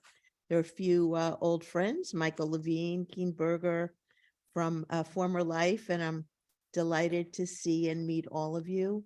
I just started with the mayor's office right after the first of the year. For those of you who knew Andrew or know Andrew Kunkus, I am replacing him. He's moving into a different area, remaining at CAU. I will be joining you for your meetings and look forward to working with you over the coming weeks and months. So thank you, and I will see you soon. Okay, so nice to meet you. If you could put your contact information in the chat, that would be wonderful. Sure. I know I have it, but other board members No, might. of course. Okay. And I don't see any questions for you, but thank you for joining us. And thank you for being patient. So, okay.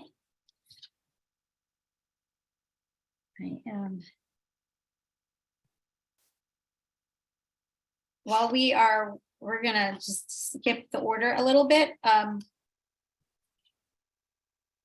Let's take Amy, if you could move to attendance while we're waiting for Mark to log in another location. Okay. Whoops. Sorry. Okay. Can everybody hear me okay with my video on? Yes. Okay, great. Susanna Aaron. I'm here, and I think you probably also know that Rick Cacapolo has had to leave. Yes. He may be coming back, I hear. Natasha Avedasians. Here. Akila Asqui. Here. William Benesh. Here. Ian Berger. Here. Carter Booth. Here. Katie Bordenaro. Here. Anita Brandt. Here. Amy Brown is here. Rich is, okay, absent for right now. May come back. Ritu Chatri. Here. Valerie De La Rosa. Here. Jean-Paul DeVerna. Here. Chris Dignas. Here. Robert Ely. Yes. Mar Fitzgerald. Here. Stella Fitzgerald. Here. Cormac Flynn. Here. Susan Gammy. Here. I don't think David Gruber's shown up yet. He may not make it tonight. Wayne Kawadler. Here. Susan Kent. Here. Peter Kessler. Here. Janine Kiley. Here. Ivy Kwan Ars. Here. Patricia Laria. Here. Michael Levine. Here and saying, welcome to Robin Forrest. It's good to see you again. Okay. Ed Ma. Here. Matt Metzger. I think I saw you. I saw you earlier. All right. Daniel Miller. Here. Mustafa Osman. Present. Juan Osorio. I'm here. Brian Pape. Present. Donna Raftery. Here. Lois Rakoff. Present. Bo Rocabano, Here. Zach Roberts, Here. Robin, I don't think is here yet, is she? I'm here. Oh, okay, great. Rosia Sands, Present. okay, Shirley Secunda, Here. Kristen Shea, Here. okay, Frederica Siegel. Here. I don't think Dr. Smith is here yet. Dr. Shirley Smith, Chenault Spence, Here. okay. Susan Wittenberg, Here. Anthony Wong, Here.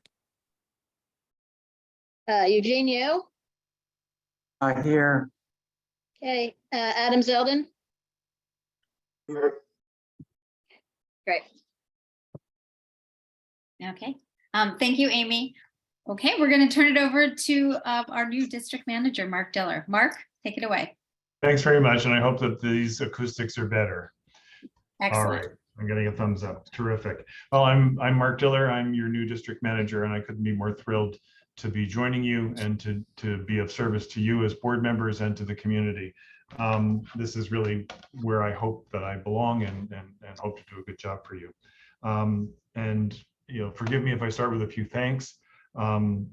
First, the thanks for being given this opportunity to serve. Special thanks to the chair and the executive board who have been very generous with their time, helping me to onboard. There's a lot more that I need to learn, but that's on me, not on them. So I'm grateful. And to the staff of the office, both for keeping the things running so well while this process found its way through. And especially to Ava and Francine, who are still here, and then of course Florence when she returns. And a thank you to the Borough President's Office for being so generous with their time and helping me make this big transition. My official New York City government email actually does exist. I've seen it, but it doesn't work yet. So please bear with me. I don't want to give you an email address that will eventually be superseded, because then things will get lost in the mail and that doesn't do anybody any good. So please bear with me as I work with, it used to be Do It, now it's OTI, that will sort that out. Some exciting news that I can't take credit for, but I'm glad to report. A decision was made prior to my arrival to migrate files that currently exist on a standalone server, like a remote hard drive, are being migrated to the cloud, which will be good for security. It will be good for recovery of those documents, and it'll make them more accessible to everyone who needs them. One of my observations in my very short time on this job is that there's an awful lot of paper. I'm not convinced that all of it's necessary. So we'll be moving in directions to try to make those kinds of files more accessible to you as well. The chair has mentioned to the committee chairs and co-chairs to set up small group meetings with me so that I may learn from you directly. And there's a Google form on which to sign up. I would encourage everybody please to do so. The chair has already mentioned the open meetings law exemption, so I'll just tell you that I'm already plugged into the network of district managers, and whoever hears first will let the rest know. And with that, I will say thank you again and hand it back to the chair for the next item. Thank you, Mark, and welcome. Looking forward to working with you. So we are when the borough president arrives, he will give his report, but until that starts, we have the December minutes, not the November minutes. Do we have a motion to approve the minutes? So moved. Just have a second. Okay, we Second. will approve the December minutes. They're adopted, and now we'll move on to the standing committee reports. First up is Shirley Secunda, Traffic and Transportation. Hi, and we had one resolution this month, which was in response to a presentation by the Port Authority of New York and New Jersey on their plan to switch nighttime closures at the Holland Tunnel from the South Tube, which is inbound from New Jersey, to the North Tube, which will be outbound from our neighborhood. And that's as part of this Hurricane Sandy repair project. And this will happen in February, actually. And before I give you the resolves, let me just tell you that attached to the resolution is also a report from that gives a summary of what the Port Authority presented as to their plans for alerting people as to this change with the Hurricane Sandy repairs. And having said that, therefore be it resolved that CB2 thanks Port Authority of New York and New Jersey for their very clear and informative presentation, their continued dedication working to repair the Hurricane Sandy damages to the Holland Tunnel and to mitigate the negative effects of this work, as well as for their responsiveness to CB2's input.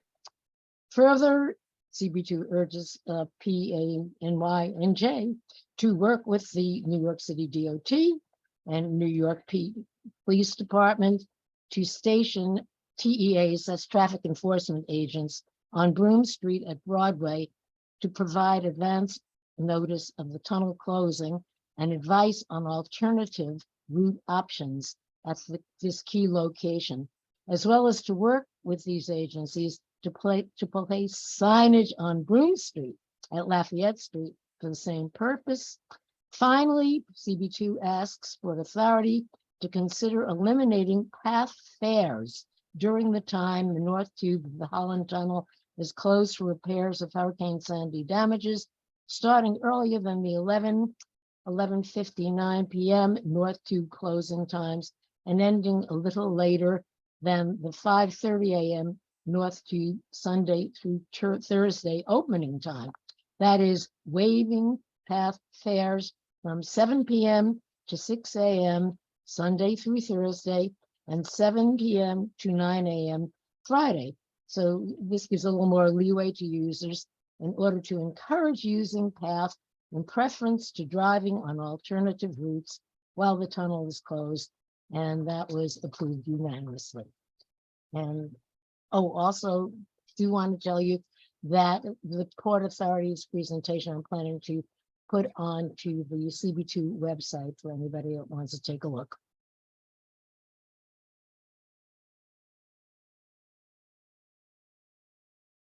Can't hear you, Janine. Thank you, Shirley. I just want to point out we'll be using the same voting method we've been using for almost the past 3 years. Our virtual meetings will move resolutions to the omnibus vote. If anyone would like to vote on an item as it is called, you can request to do that. Is there any unwillingness to use the omnibus vote? Seeing none, we have one resolution for traffic and transportation. Are there any questions? Seeing none, are there any objection to moving the TNT resolution number 1 into the omnibus vote? Okay, we will move this one resolution into the omnibus vote. And remember, at that time, board members can call out their votes separately if they choose to do so. Let's move on to SLA 1. Donna Raftery. Good evening, everybody. So we had 12 applications this month and 6 resolutions. All decisions were unanimous. The first one was Jamaica's GFF doing business as Senza Gluten Cafe Baking at 17 Sullivan Street. It's an existing tavern wine and it was for a corporate change. One partner is taking over from the other partner to have 100% ownership. That was the recommendation of deny unless with stipulations, unanimous. Half Pint on Thompson LLC doing business as the Half Pint, 234 Thompson Street, also known as 76 West 3rd. It's existing on premise for a tavern and was a corporate change. And that was also deny unless with stipulations. There were 3 partners, one passed away, and then one partner is buying out the other partner for 100% ownership of that one. The third one was M.A. Leon Door Soho at 214 Mulberry Street. That's a new tavern wine for a cafe, and that was deny unless with stipulations unanimous. Number 4 was Juicery Nolita doing business as the Butcher's Daughter at 19 Kenmare Street, the East Unit. That's for an on-premise restaurant. deny unless with stipulations, unanimous. Entity to be formed by Iad Hamsho at 133 Mulberry Street. That's an on-premise for a restaurant. Deny unless with stipulations, unanimous. And TQTO Corp. at 99 McDougal Street. This is a new restaurant. Wine, previously unlicensed location. There are 2 other licensed establishments in that location, and that was also deny unless unanimous. And items 7 through 12 were either laid over or withdrawn. That's it for me. Thank you, Donna. Do we have, are there any questions? Rocio? Thank you very much for presenting your resolutions. I have questions, but more of a comment, if I may. I see that in all your resolutions, or most of your resolutions, you have been eliminating the outdoor dining sheds. Specifically, I'm referring to item number 1, 17 Sullivan Street. You're giving them a deadline of February 21st to remove, I think it was that the one that's 20%? But or another one is 20%, but this is number 1 has that, number 3, number 5, number 6. Is this the common theme now that this committee will want to eliminate outdoor sheds? Well, okay. Okay, So let me just jump in here because and then you can answer, Donna. I appreciate, I know Donna and Bob have answered this question at several full board meetings. So I'm gonna ask, you guys to answer it again and appreciate it. And if nothing has changed, if you could note that as well. Thank you. Sure. Well, number 5 did not have any outdoor with their application. Number 6 did not have any outdoor with their application. So nothing was being removed. It wasn't part of the application.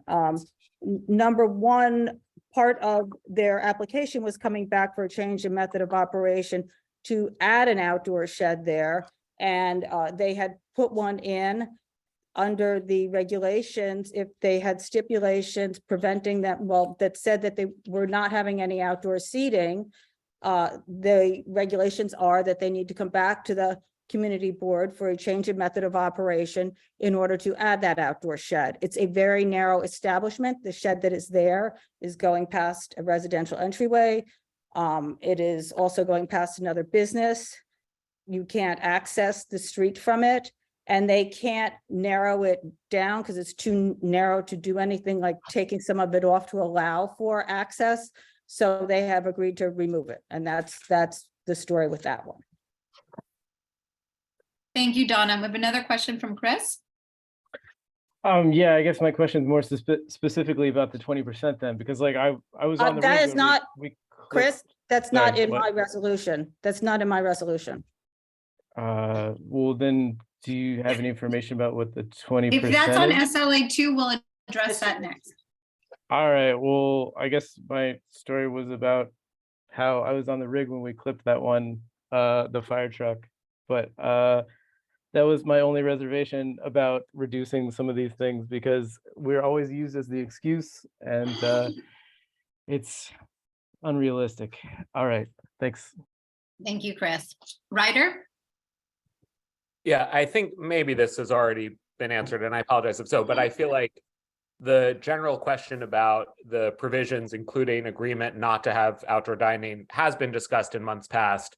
But in item 1 of SLA 1, it seems different, where it's an applicant agreeing as part of their stipulations to remove an existing sidewalk structure. And I do think that feels new and different. So I'm curious if the committee plans to have that be a new steady state requirement or request of applicants, and why that came up in this specific case. It specifically came up in this case because they had to apply for the change in method of operation, because there were stipulations saying that they would have no outdoor. So that was attached to their license, that there would be no outdoor seating. at the location. So that's why it is different because there aren't that many that actually had that stipulations that now have that. When they put it in, it was early in the pandemic, and so everybody was doing everything, and there was not at that time the requirement to come for a change in method of operation. Does that? That makes sense. I guess, like, do you anticipate that this is going to become a more common? I can't anticipate that because I have no idea. I just don't have any idea what anybody's going to be doing. Thanks. Thank you, Ryder. Thank you, Donna. Rocio, you have another question? Yes, I have a question because over the months we have been told, because of my questions, that the applicants did not want outdoor dining, and that if they did at one point in the future decide they wanted to have, that they could come back to the board and request it. So this applicant is coming back. I don't know anything about them except what I read. And they're coming back and they're asking for it, but yet you're denying them. I don't understand. Could you please amplify this, your answer? Because I still don't understand. I think I answered this. Well, I was told that they could come back. Any applicant could come back if they say they didn't want it in the beginning, but they can come back and request it in the future. And they did. This is the future, and this is the future for them, right? Mm-hmm. They came back.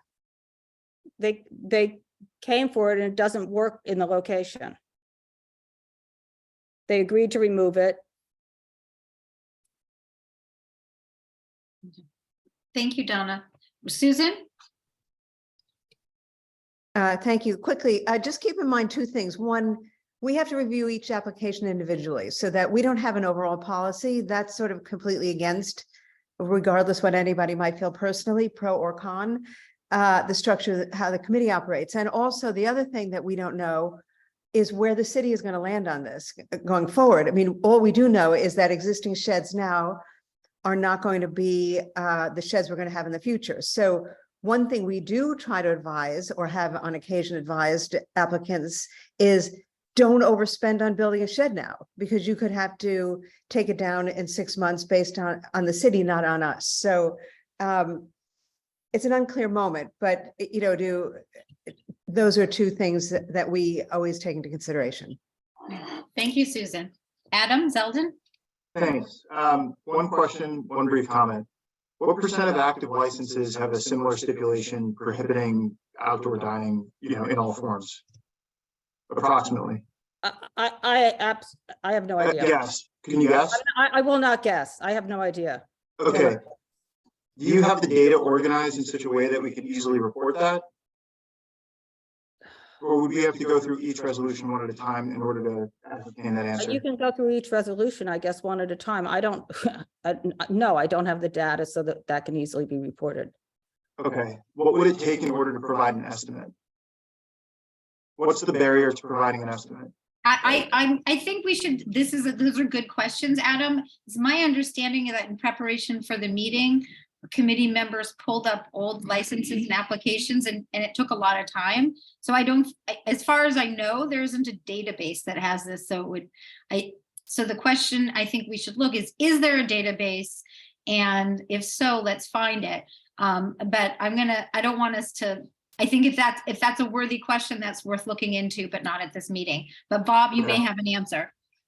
Yeah, I don't mind discussing databases, but we take every application on its own merits. We don't, you don't want to use a broad brush and say, just because of him, we have to go this way, or just because of that, we have to do this.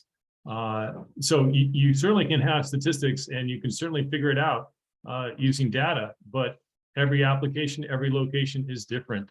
And there's no other way really to evaluate each particular application for a liquor license. And in fact, this one, things did get worked out, and it is the recommendation is to approve the license. So the best I can do is if you want to discuss the amount of applications or the amount of locations have X, Y, and Z, that's something that certainly can be discussed to try to figure out how that benefits the evaluation. But each one is taken individually. Yeah, I guess just to like step back, like I'm just trying to understand how many operators would be subject to losing their outdoor dining based on this, legacy technicality, where if they have, transfer of ownership, they're going to lose their outdoor dining structure. I guess my general comment would be, it's just, it continues to disappoint me that, the liquor licensing process is such a barrier for outdoor dining and new and creative uses of street space.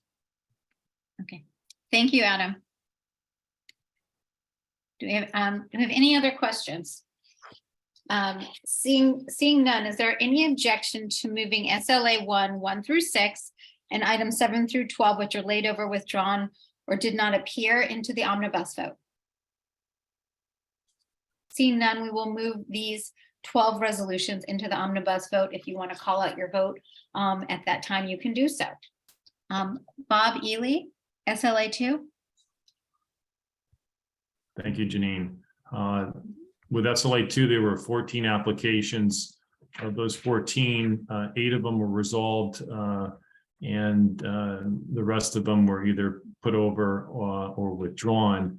I'll go through each one, starting with number 1.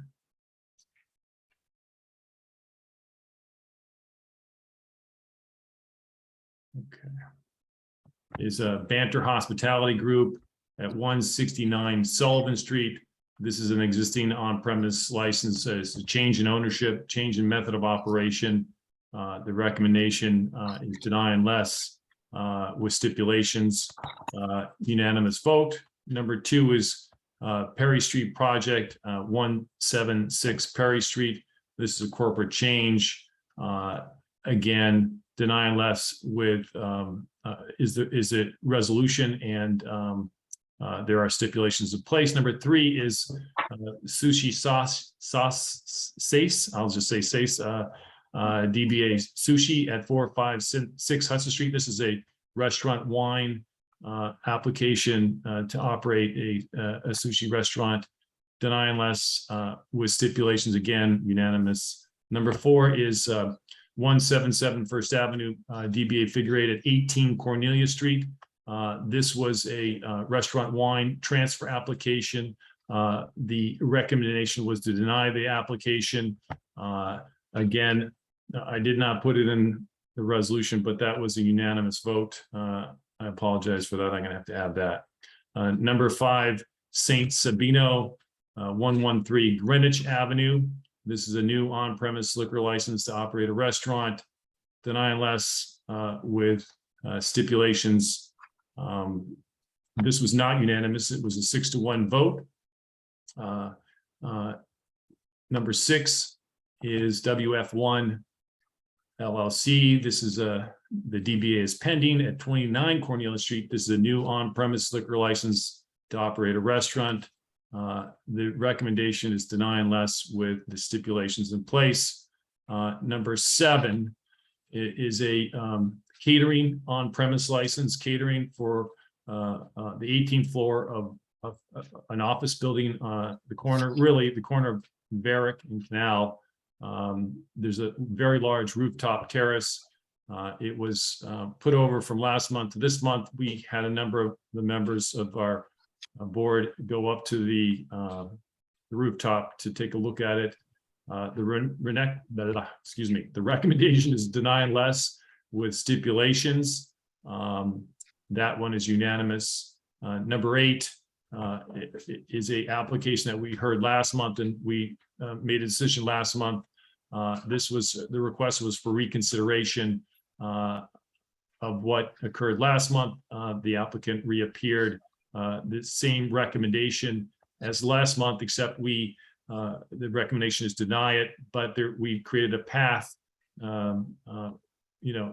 in case that the applicant, at least our recommendation is to a path to get the liquor, to have the liquor license, and that was unanimous as well. The rest, again, 9 through 14 were either layovers or withdrawals, things of that sort. And I think we had one no-show. Thank you. I see one question, Rocio. Okay, so the same as SLA 1. I see number 1. This is the one that we were talking about before. I think Ryder and I were thinking about the 20% is a number 1.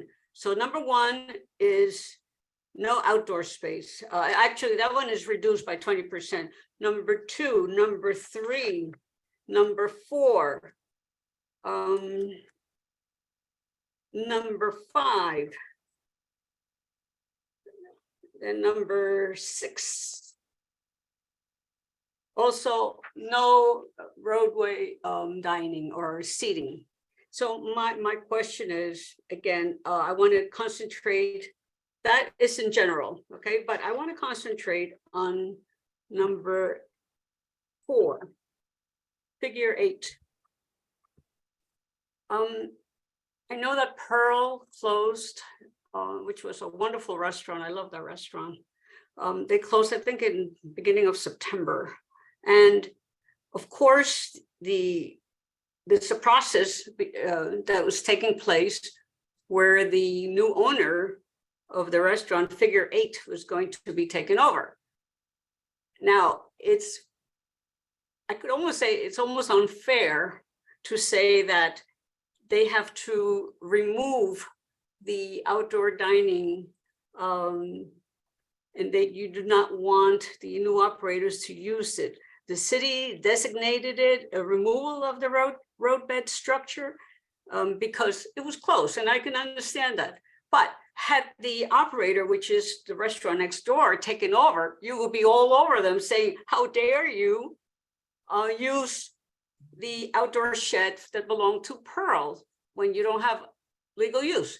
And that's a valid point. But it's unfair to say that they shouldn't be able to. Can you get to your question, please? Yeah, it's unfair. I'm saying, why are you being unfair to this applicant? And it just doesn't make sense. And what about number 6? We're talking about they couldn't demonstrate that there was a sidewalk seating. And I've been on this committee for 22 years. And I think, if I'm not mistaken, that they had sidewalk cafe.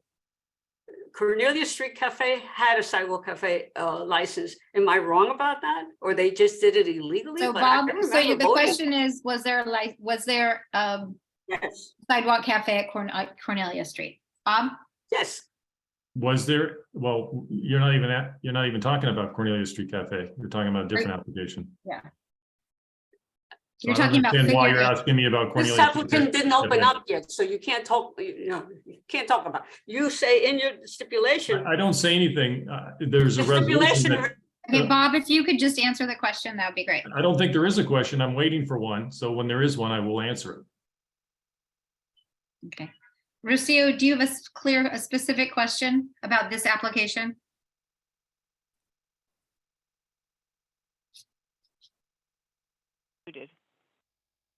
Thank you for muting me. Now, my question to you is, why does number 6, 29 Cordelia Street say, whereas the applicant wants sidewalk seating but unable to demonstrate the width and depth of sidewalks, there having never been legally approved sidewalk seating at this location in the past?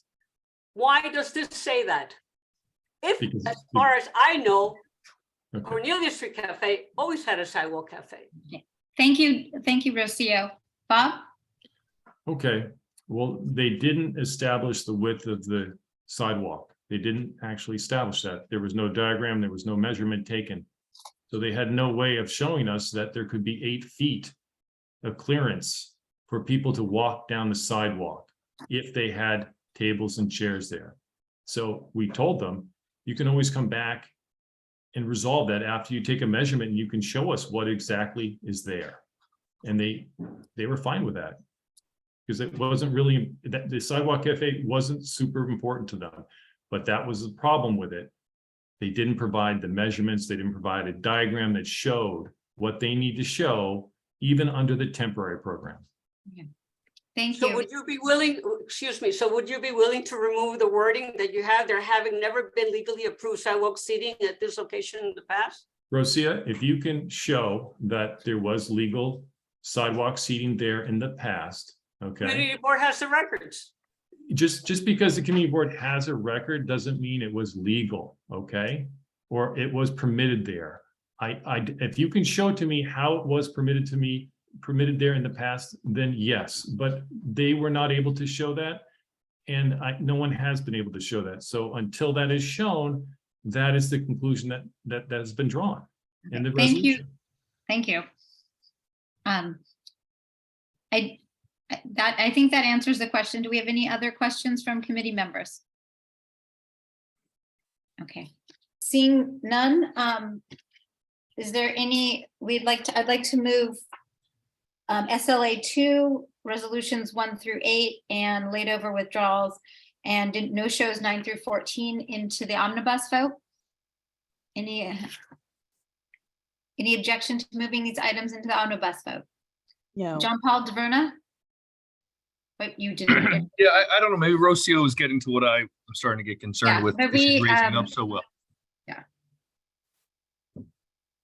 Sorry. Can you just my, state your question? Thank you. It seems like there is a policy being established that they're going right after these sheds. And so I think I don't want to put that part of an omnibus, because if we're going to do that, that seems like that's something we should discuss before at the committee level, they're starting to kind of unilaterally make those decisions. Okay. And if that's what the their spirit you, is, I'd like to, my question is that what they're intending to do? Is that an unspoken movement they're making towards? The answer is there's no policy. We have no policy. Well, you said everything we is- can't have a policy because the only thing that exists today is a temporary program. That's what's made it all very difficult to go through all the applications because there's such a mishmash right now. And so until there's a new program in place and we have some rules and some, I think, enforcement of rules, it's a very difficult situation, but there's certainly no policy in place. Our community board, I think, has had certain positions taken about the program in the past, but we don't have a program right now. All we have is a mishmash right now. But it seems like the applicants, do you agree the applicants more recently, you've been taking a more careful look at that aspect of it? Well, no, if it really it depends on each individual situation. Okay, if someone has had the roadbed and has worked and participated or kept the business going through COVID and used it during the COVID pandemic, that's taken into consideration. If they weren't subject to the COVID pandemic and they're opening up a new place and it's been abandoned or there's been problems with it or folks in the neighborhood come out against it, those are all factors that go into the equation. Okay, and it's liquor licensing, it's the public interest. There is definitely a standard in place. Okay, so is there a standard in place as the sheds on the side of the roadway? At least in terms of the city of New York, there's none. Okay, there is temporary rules and none of the temporary rules have been followed because the temporary rules don't really allow for that in the first place. The sheds on the sidewalk, the sheds in the roadway, they don't truly allow that, but that's what's happened. And so, you kind of live with the mishmash and you do the best you can. Okay, thank you. Thank you. Thank you. Bob, for answering But that. I understand, true, by the way. John That's not Paul, I true. totally understand. I understand. It's not easy on our end either. The city No, has to yeah. allow these things. Okay, It's you not guys, true. Valerie, and then we have, I'd like to, Valerie and Natasha, and I would like you Borough guys to go straight president, to your it- question. The borough Janine- president is here. I know he's here, but I want to finish this. I don't want to stop in the middle of a discussion on one topic. So I would like to wrap this discussion up and move to the borough president. If it goes beyond these two hands, we will move to the borough president and come back. Valerie? Thanks. I just like to point out that enforcement actually is happening in the temporary program. And you can see that there are several variety of these sheds that have been marked for removal and for a different HIQA review and whatnot. So there is actually a lot of enforcement happening in our district. Thanks. Thank you, Valerie. Natasha? I just wanted to, for Bob and Donna, just see if any of your other counterparts from the other community boards, I mean, do they have similar stipulations regarding the roadbeds and outdoor dining too? I'm just wondering if maybe at a broader community board meeting, maybe with the borough president, this is something that could be discussed and see if there can just be some consistency until DOT is able to resolve and give some firmer rules. Well, all community boards use stipulations because that's what brings, often brings a compromise and allows the public interest standard to be met. I don't think there's any policy among community boards or stipulations among community boards dealing with roadway sheds. I think that has to be dealt with on an individual basis. So I don't know. I mean, certainly other community boards will want to figure out on their own, depending on their own building infrastructure, the situations that they're confronted with on liquor licensing. I think it is different in many different parts of Manhattan and different parts of New York City versus our community. I don't think there's any. I don't think there's any particular guidance right now to be had. Whether you listen to one or to another, we're still back to the same scenario. Not everybody is the same. Yeah. Okay. Thank you. Do we have any other questions? Is there any unwillingness to move SLA 2 items 1 through 8 and 9 through 14 into the omnibus? Seeing no objections, we will move those into the omnibus. If you choose to vote against something at that time, you may do so. We're going to thank you, Borough President Mark Levine. I know who's been here for the last 5 or 10 minutes, so he's heard all of this discussion. Welcome, Borough President, and thank you for joining us tonight. No one has a thoughtful, reasoned, hard-fought debate like CB2. You guys are wonderful. I am so thrilled that you have hired Mark Diller as your new district manager. I don't see him on the screen, but I'm assuming he's here. I got a chance to work with Mark for many years on the West Side. You have now a district manager who is incredibly smart, thoughtful, hardworking, and is going to be an outstanding addition to the board. So kudos to whoever made that decision. Excited to work with you, Mark, in this new capacity. Madam Chair, you and I spoke this morning at Borough Board about the 5G towers. And I understand this is a matter of great concern in CB2, as it is in every single board in Manhattan. I just came from Community Board 9, and you should know Uptown too, it's also a concern. And I have just written a letter to the city's Office of Technology and Innovation, OTI, which has oversight here, imploring them to pause the installation in residential neighborhoods. And I'm particularly concerned about historic districts.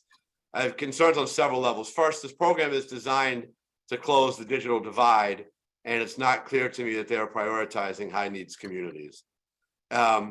Secondly, it's not clear to me that they adequately explored using existing municipal assets like lampposts and bus stops, as opposed to requiring the installation of an entire new tower. I'm also concerned that the design, I have the questions about the design, and particularly about the context of historic districts. So while those questions are worked out, we've asked for a pause, and we're waiting for a response from OTI, but we'll certainly update you because I know you care about this here in CB2. I saw a lot of you nodding your heads. I think this is also a community that cares about composting. And we have been very concerned about how far behind New York City, Manhattan is. And this is in part a climate change issue because when organics are sent to landfill, they decompose, they create methane, that's a greenhouse gas.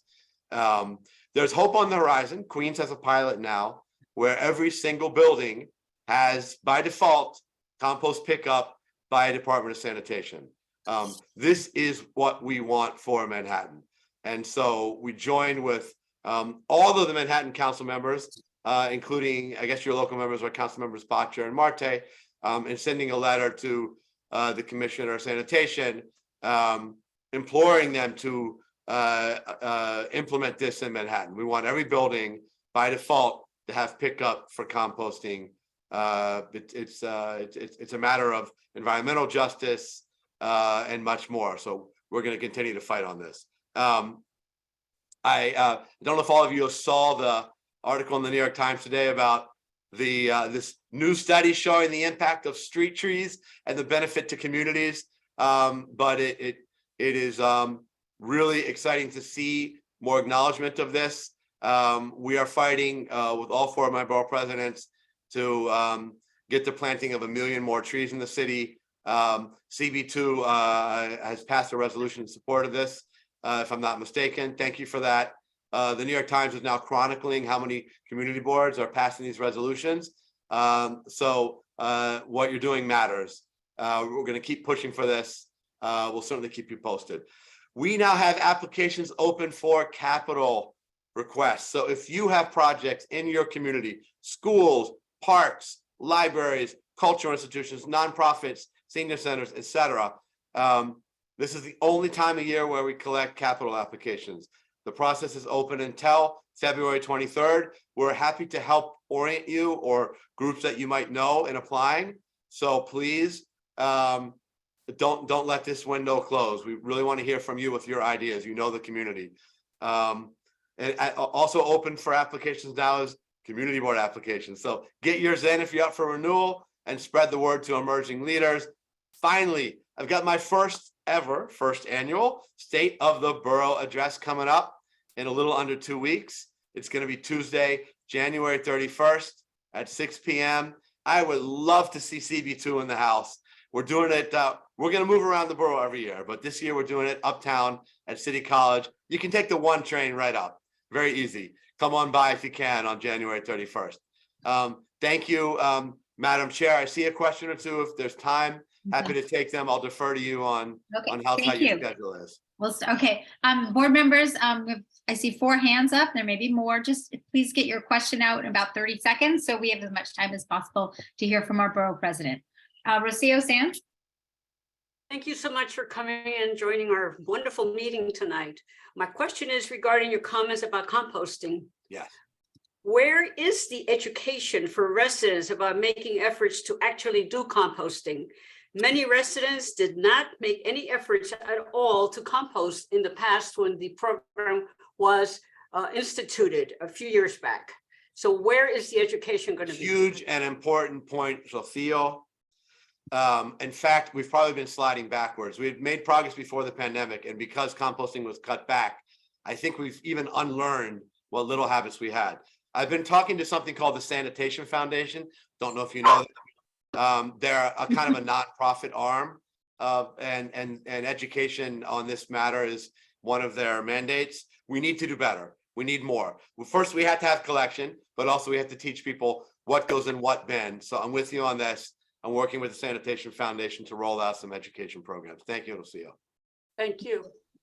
Dan Miller. Thanks so much for joining us today, Manhattan Borough President Levine. Last summer, we met in Hudson River Park by the Greenway to bring attention to finding an alternative route for fast-moving electric bikes so slower-moving cyclists can enjoy the Greenway and at the same time create a safe thoroughfare for fast-moving bikes that tend to be delivery bikes that we all use. I was wondering if there's been any progress to realizing your excellent idea for this alternative and safer transportation for the busiest Greenway, busiest bike path in the nation. Yes, thank you, Daniel. Thank you, CB2. You've been really early and out front on putting forth a vision for dealing with the very congested Greenway. It's kind of a victim of its own success. It's so heavily used, it's too crowded, and sometimes so crowded that it's not safe. and we need creative solutions. So we have called for a lane of the West Side Highway to be used for things like e-bikes to get them out of the normal greenway. We've had several conversations with the State Department of Transportation. Not everyone realizes it's not actually under the jurisdiction of city DOT. It's under the jurisdiction of state DOT. And I think I can say that I would characterize it as openness. They're looking at really reconsidering the entire design of what they call Route 9A. I know we call it the West Side Highway. And we are imploring them to consider this as part of their effort. And I think they will. So I guess I'll say early encouragement, but we have to keep pushing. And CB2's voice, actually Chair Kylie was there at the press conference, and having her there was really important. So thank you again for your partnership on this. We're going to keep pushing.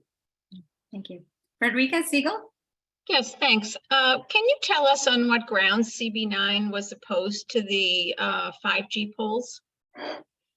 Yes, the Morningside Heights Historic District is part of CB9, and there are several 5G towers proposed, and they were concerned about it as inconsistent with the historic district. Thank you. You got it. Bo Riccobono? Yeah, hi. Thanks, BP Levine. Glad you're here. Just a quick question about the Soho NoHo rezoning. We've been working with your office, with Lizette, which has been very helpful. Also with Chris Marte, council member. What I'm wondering about is the formation of the Arts Fund, which I'm not suggesting that you move quickly on that. I'm just wondering what's happened with that. And secondly, I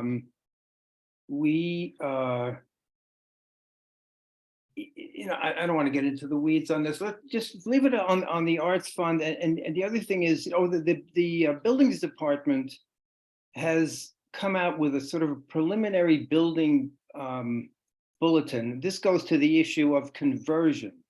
For those people in JLWQA who would like to convert to residential. And the Buildings Department, as part of the rezoning, was to come up with a procedure for that, which is, it's totally in the weeds. I'm just wondering if you can help us deal with the powers that be at the Buildings Department and a city, perhaps at the city planning, because city planning, is depending on the DOB to enforce certain things, and it's really quite a mess. I'm just raising this issue just to raise your consciousness. I appreciate it, Bo, and would love to maybe connect with you offline. Thank you for referencing our wonderful land use director, Lisette Chaparro.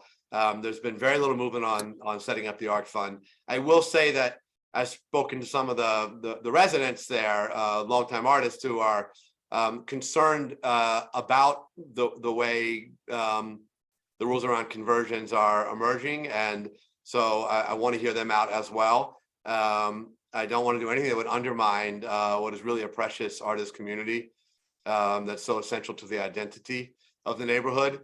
This does get into the weeds very fast, but be happy to connect with you. I'll let Lisette know that we chatted tonight. Would be happy to work with you and the board on this. Thank you, Bob. Thank you very much. Appreciate it. Robin Rothstein? Hey, Mark, how you doing? Happy Hey, New Robin, Year. good to see you. Thank you. Likewise. Yeah. So a few weeks ago, I've lived in the city for many, many years. I have a pretty thick skin when it comes to moving around the city, but I had an incident in a subway station in the Columbus Circle area, which really put me in fear of my safety. I was alone, and there was a very aggressive person I was faced with, and I just feel like I was fortunate to get out of the situation.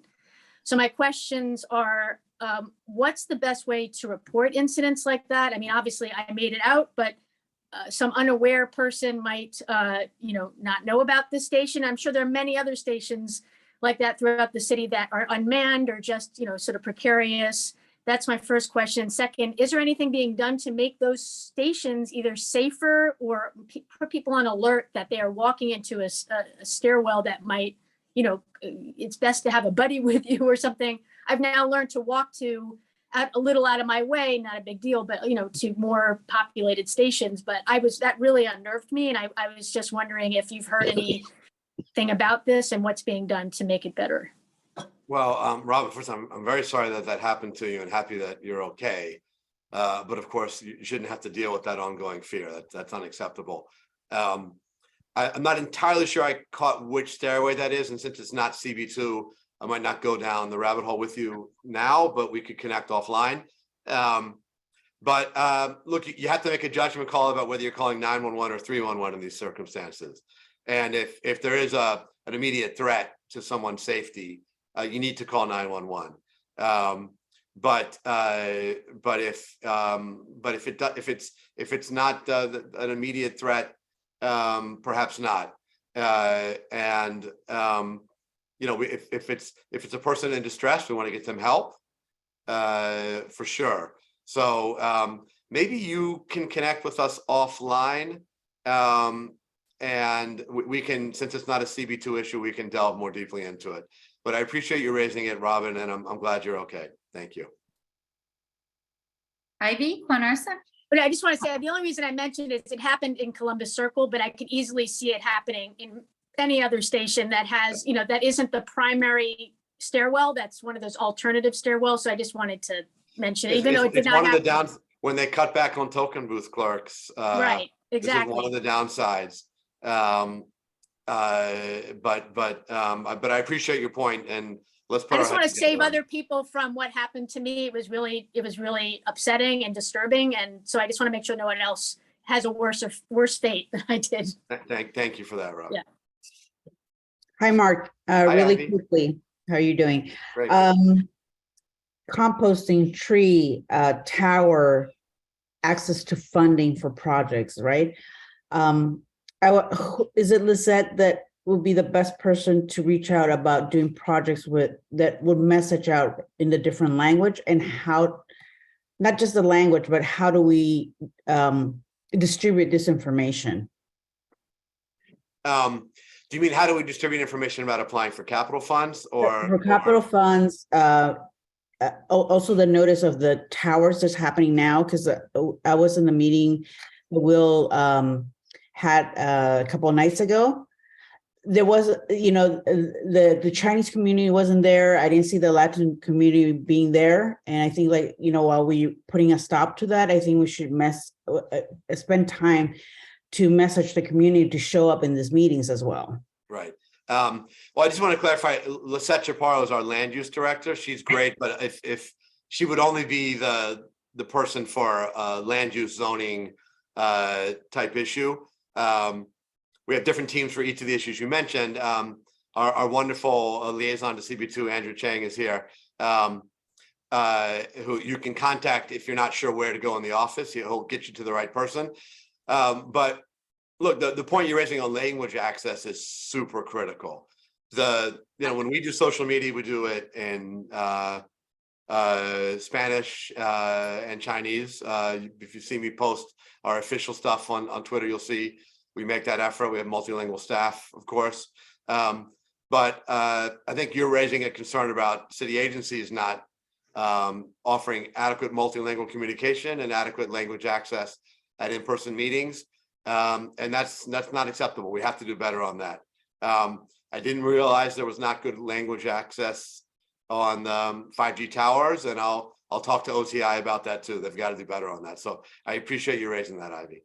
But including the composting at this point, having the language is one thing, and the component I would like to work with your office is also the distribution of this access to information, right? So whatever you're putting in composting, for example, or how to apply for a tree or apply for projects, whether we take that packet of information in the language to the schools where they can share it with their parents, different ways of distributing this information, because a lot of people don't come and have access to the community board, for example. So I would like to, so Andrew, call me. We'll follow up with you. Thank you. Thank you. Bye. Thank you, Ivy. Borough President Levine, thank you for joining us tonight. I don't see any other questions. You've got a It has lot. been an absolute pleasure, CB2. Wishing you all the best for 2023. and excited to continue to partner. Thanks so much, everybody. Thank you. Good night. And back to our standing committee reports. I'm going to turn it over to Chenault Spence for landmarks 1 and 2. I'll ask Susan to read the first of our Susan two. Gammy will do the first and then you'll do the second. Yeah. Okay, thank She you. presided at the meeting. Hi, Manhattan Borough President Mark Levine is a tough act to follow. All right, we had 3 applications in front of us. The first one was 29-33 9th Avenue. The application is for a painted wall sign master plan. This master plan was well within what we typically see within our district. Our big concern was to ensure that there are no ghost signs already on that building that would be disrespected by this plan, particularly in an area where there's some really exquisite ghost signs. And we established that this was not going to be a conflict. So therefore, be it resolved that CB2 Manhattan recommends approval of the proposed painted wall sign master plan. We were unanimous in our recommendation there. The next application was 350 Bleecker Street. The application is to paint the storefront portion of the facade a white color, to install a bracket sign, and to install signage with a polished gold finish. This application, this storefront exists within a kind of a classic mid-century modern building, not necessarily typical of the architecture of our district, but, you know, respectable nonetheless. And the community board, thank you, Carter Booth, for pointing this out, does have a history of resolutions for other applications on this building in which we have noted the importance of recognizing the harmony of the building with the district and the harmony of applications within the building itself. So in this particular application, there were many, many elements. None of the elements in itself was necessarily objectionable, but when taken as an aggregate, they became very, very noisy and created a lot of visual clutter. So with that in mind, we resolved to recommend application of painting of the storefront facade, provided that the white is a cream color consistent with the rendering and that the paint does not have a gloss finish. We recommended denial of the painting of the planter box. There's a planter box that is a brick planter box, same color as the host building. And we did not want to see that painted white. We recommended approval of the proposed signage, provided that it is modified to be less excessive in one of 2 ways.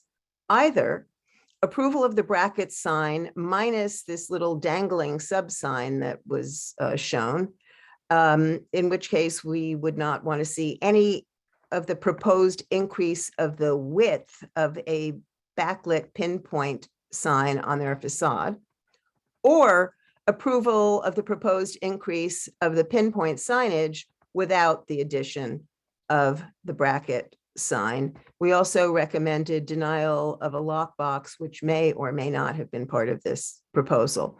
The vote there was 8 in favor and 1 opposed. The last application was 238 West 11th Street. This application is a conversion of a 3-family to a single family to replace the front door, replace the skylight, new stair bulkhead, new roof, new guardrails, demolish the existing extension, create a new extension, replace the rear wall with new windows and doors.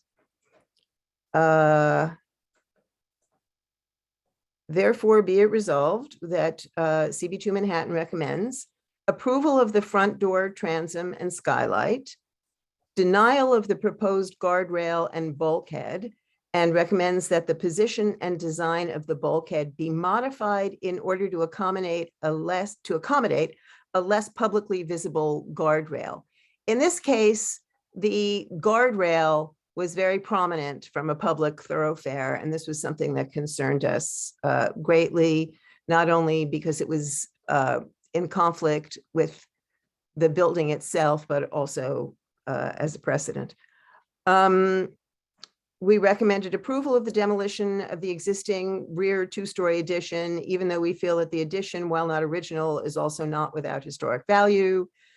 We recommended approval of the rear extension on the cellar, basement, first and second floors, denial of the proposed changes to the third and fourth floors of the rear facade, and recommend that the top 2 floors retain the historic fabric of the building, the position of the original rear wall, and the massing, and most importantly, the visual vocabulary of the historic typology of the building, which is consistent with the practice in the district of retaining historic elements on rear facades when the applicant is introducing modern ones. And we wanted to note that there are some clearly bricked over punched openings on that 3rd floor of that rear facade, which line up with the openings and at the 4 adjacent properties. Lastly, we note that in the absence of adequate information regarding excavation from the applicant, that any aspect of the application that relies upon excavation be examined by the commission in order to verify that applicable standards are being met to ensure that there will not be a negative effect on the structural integrity of neighboring properties. And that was unanimous. That was it. Oh, I'd like to note also that in the copying and pasting of various drafts, the words respectfully submitted somehow got dropped, and that was certainly unintentional and needs to be put in there. All right, that's it. Thank you. You can just, if you see that typo or anything else, just send a new version to the office. Thank you. Okay. Do we have any questions for Susan on Landmarks 1? Ryder? Yeah, I guess this is actually a question for Valerie, or if she is not available or doesn't want to answer. I'm just curious about the fact that it was the item number 2 was not unanimous. So I'm curious to hear more about why not and what the objection was to that resolution.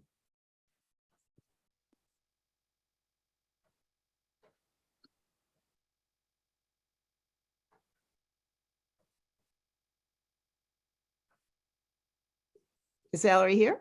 Valerie, you want to address that? Sure. So LPC made this applicant remove the existing paint that was on the brick facade because they didn't have a permit for it. And and the applicant also did not. So I didn't agree with what LPC did there. It actually, the paint that was there before was uniform with the other retail stores of that facade. And there was incorrect information presented at the meeting by other members of the committee that this building was not a contributing building, and it actually is. You can read that in the historical designation, excuse me, report. And the applicant did not present a cohesive view of what the proposed design with the paint would look like cohesively with the building. Thank you, Valerie. Keen? What is a ghost picture? Oh, a ghost sign, Keen, is the sort of latent image that you see on a wall where there once was a sign. It's sort of the memory of the sign that was once there long ago. Thank you. You're welcome. Any other questions? Okay, seeing none, is there any objection to moving Landmarks 1, items 1 through 3 into the omnibus vote? Okay, we will move these 3 items into the omnibus. If anyone wants to call them out at that time, you may do so. Chenault, landmarks 2. Yes, I'm here. We have also 3 applications. 36 Little West 12th Street, to install a sign hung underneath the canopy, which is typical in the district. And this one is illuminated and is 18 inches by 56 inches, which is within the regulation, but a little bit on the large sides. And we recommend that it be approved, provided that the interior illumination could be regulated with the dimmer so that it could be, not depending on the construction of it, to come up with an agreeable level. And that the applicant consider, though it's not a regulation, to match the size of the other one at the far end of the same canopy. Unanimous. 836, 838 Broadway, replacement of existing storefront with new aluminum storefront system at the first floor of both Broadway and East 13th Street facades, which includes reconstruction of historic cast iron ornaments. It was a fairly conventional redo of infill, together with the cast iron being restored.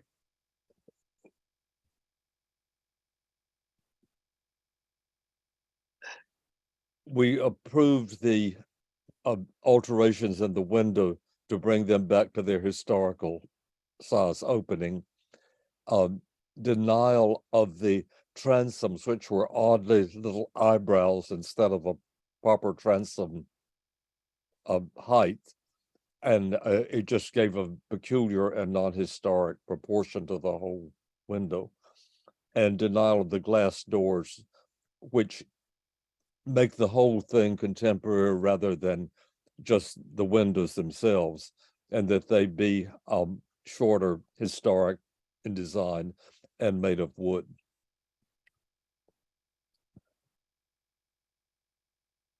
(687B) Greenwich Street.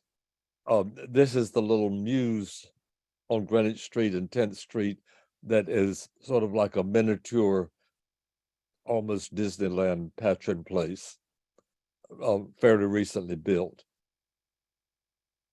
The applicant had, either this applicant or a previous applicant had, in some time in the past, received a approval for rooftop addition. The rooftop addition has been modified on account of fire access. In its overall design, it blends quite well.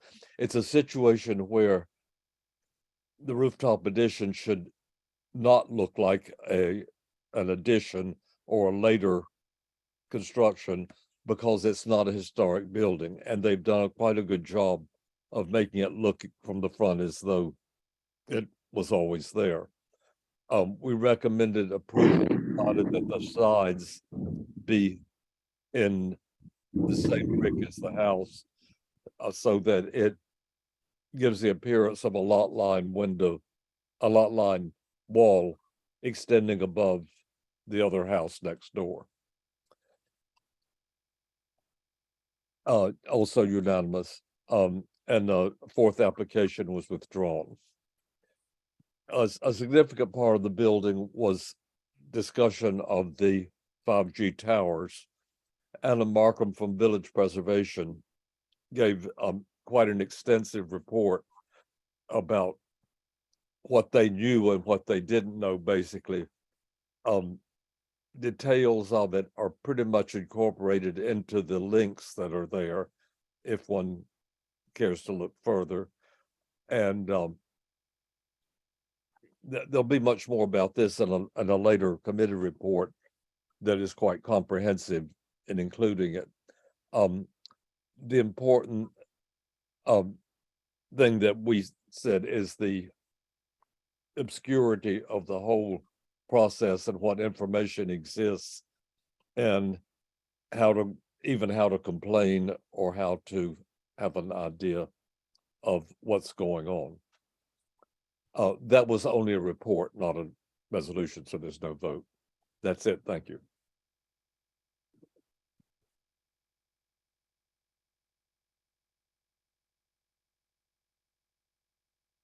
Am I heard? Yeah, thank you, Chanel. Oh.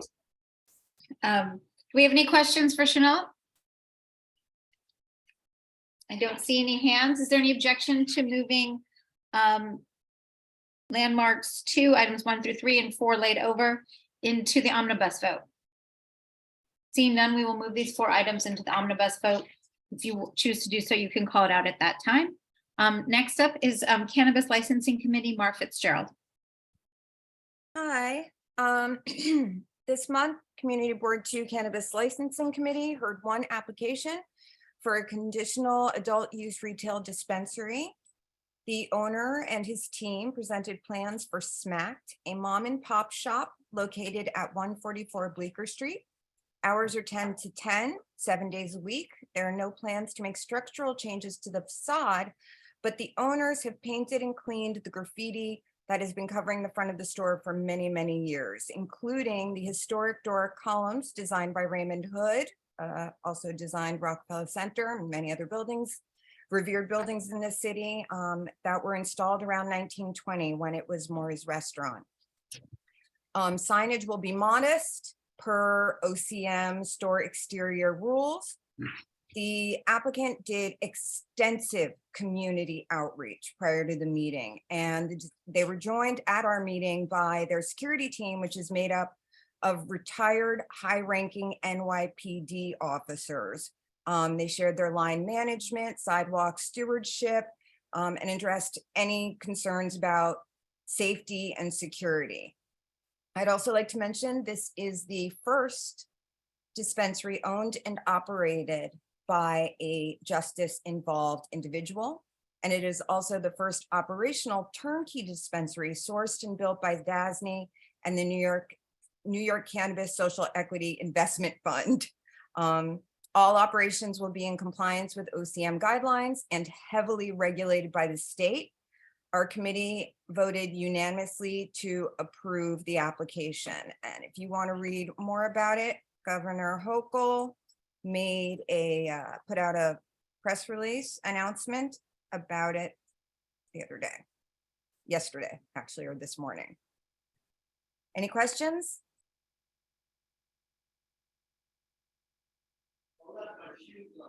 I do not see any questions. Oh wait, Valerie, yes. Yes, will the committee be opining on any of the regulations either to the city or to the state?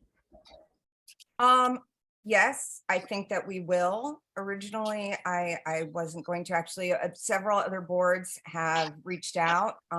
There is a multi-board letter that's being written on recommendations, and there are a few individual ones. So, and they all pretty much say the same thing. I think community boards want more power. But we'll meet, our committee will meet, and we'll talk about, you know, what recommendations we want to make on the proposed regs. Thank you. Rocio? I'm just curious, Mara, regarding what did the residents of the buildings nearby and NYU dormitories and all the NYU buildings that house student or where lessons are taught, what did people say about? Do they want this? They love this idea of having this dispensary there? The people that I've spoken to do love this idea, and the ones who are on the fence, the owners have reached out to and spoken to and created a plan so that they can be a benefit to the community and not a deficit. They really did the work. It's something we very rarely see. You know, after being on SLA for what, 3 years now, we see a lot of applicants, and you get an eye for good actors and bad actors. And these guys really went above and beyond. This is a family business. He's running it with his wife and his child, his son, his adult son. Children cannot, anybody under 21 cannot even enter a dispensary. There are 2 to 3 ID checkpoints upon entering. I've seen Housing Works checks people online, and again when they get to the door, and again at the register. So, I mean, there are so many checks and balances. And again, it is so regulated by the state that, you know, I don't know that that is a gigantic concern. But these guys spoke to who they needed to speak to and are in with BAMRA and the other residents associations in the area, and are in partnership with the 6th precinct on this. I mean, I couldn't find any holes, Rocio. And you know I looked. Mar Fitzgerald, let me ask you, what about building owners? How do they feel about it? The surrounding building owners, well, you know, my assumption is that many of those building owners, since BAMRA is the Bleecker Area Merchants and Residents Association, are members, and we shared information with them ahead of time. These guys walked the block. They met their neighbors. They walked the block. I mean, they did this for weeks. So, you know, if anybody was missed, there's nothing to stop them from walking into the dispensary and saying, hi, this is who I am. And this outreach on the part of the dispensary will continue. It's ongoing. Thank you so much. I appreciate it. Anita? Yes, hi there. I'm curious, is there any discussion about the lines that will inevitably be formed on the outside? Yes, Those are of very course. tight sidewalks, and we have Yes, outdoor dining and scaffolding and yes, a there lot was of stuff. Much discussion about that, of course. So the dispensary owners worked with the community and heard, you know, the people who have been there for a long time and really figured out a solution that they thought would be best, at least for the opening day, and will make themselves available to pivot if they need to, and to work with the community to address any issues. Their security is super serious, so I don't foresee a problem. If it becomes a burden to the neighborhood, they will, of course, change course. Are there any limits to how, I don't know, I can see it going around the block and going in front of a lot of restaurants and stores, and I just want to jump in and share that the Housing Works cannabis store lines have dissipated after the first few weeks. A lot. Oh yeah, already? Yeah, they're Okay. much shorter. And as more dispensaries open, and by, I think, mid-February, we'll have 3 in our district open and operational. By April, we'll have 4 or 5 that I know of. So, you know, those lines are going to get spread out. People are going to go where's convenient for them, try out new spots. It's going to be more spread out, so the lines aren't going to be as crazy. But yes, they have a really strong line management plan. And again, we'll work with the community to adjust if it becomes necessary. Thank you. Ryder Kessler? Thanks. Yeah, this is a question not really about this applicant, but about the committee and its role. I guess my question is like, what is our legally prescribed role in review of these applications? Is it the same as SLA? Like, are we even more purely advisory in this situation? I'm just curious, as we start to hear these applications more frequently, like how much power and influence do we have, and yeah, what role are we playing? Sure. So I would like to say there are going to be the OCM, the Office of Cannabis Management, has 3 upcoming sessions, info sessions for community boards. These are the dates. Our office will send out the flyer for anybody who wants to attend. It has a registration link. It also has a one sheet that has like a very broad description of our powers, if you want to say that. And that's going to be WebEx, not Zoom, FYI. My computer hates WebEx. But the office will send out that information, and our page on the website will be updated with a lot of information on dispensary operations and a lot of the rules, so people know what they are, as well as resources like the verification tool Janine shared earlier, and the signage to tell if something's a real dispensary. As to our powers, technically, we don't have any. Legally, we have none. Legally, these dispensaries have absolutely no obligation to come to us. But they have. But they are not obligated. The only obligation right now, as the regs are still just proposed, according to the MRTA, which is the law that made legalization, is that they have to give 30 days notice prior to applying for a license with the state. However, that does not apply for card applicants. Right now, there are 150 licenses being given out under the conditional adult use retail dispensary program. That program is not in the MRTA. It's not even mentioned in the proposed regs.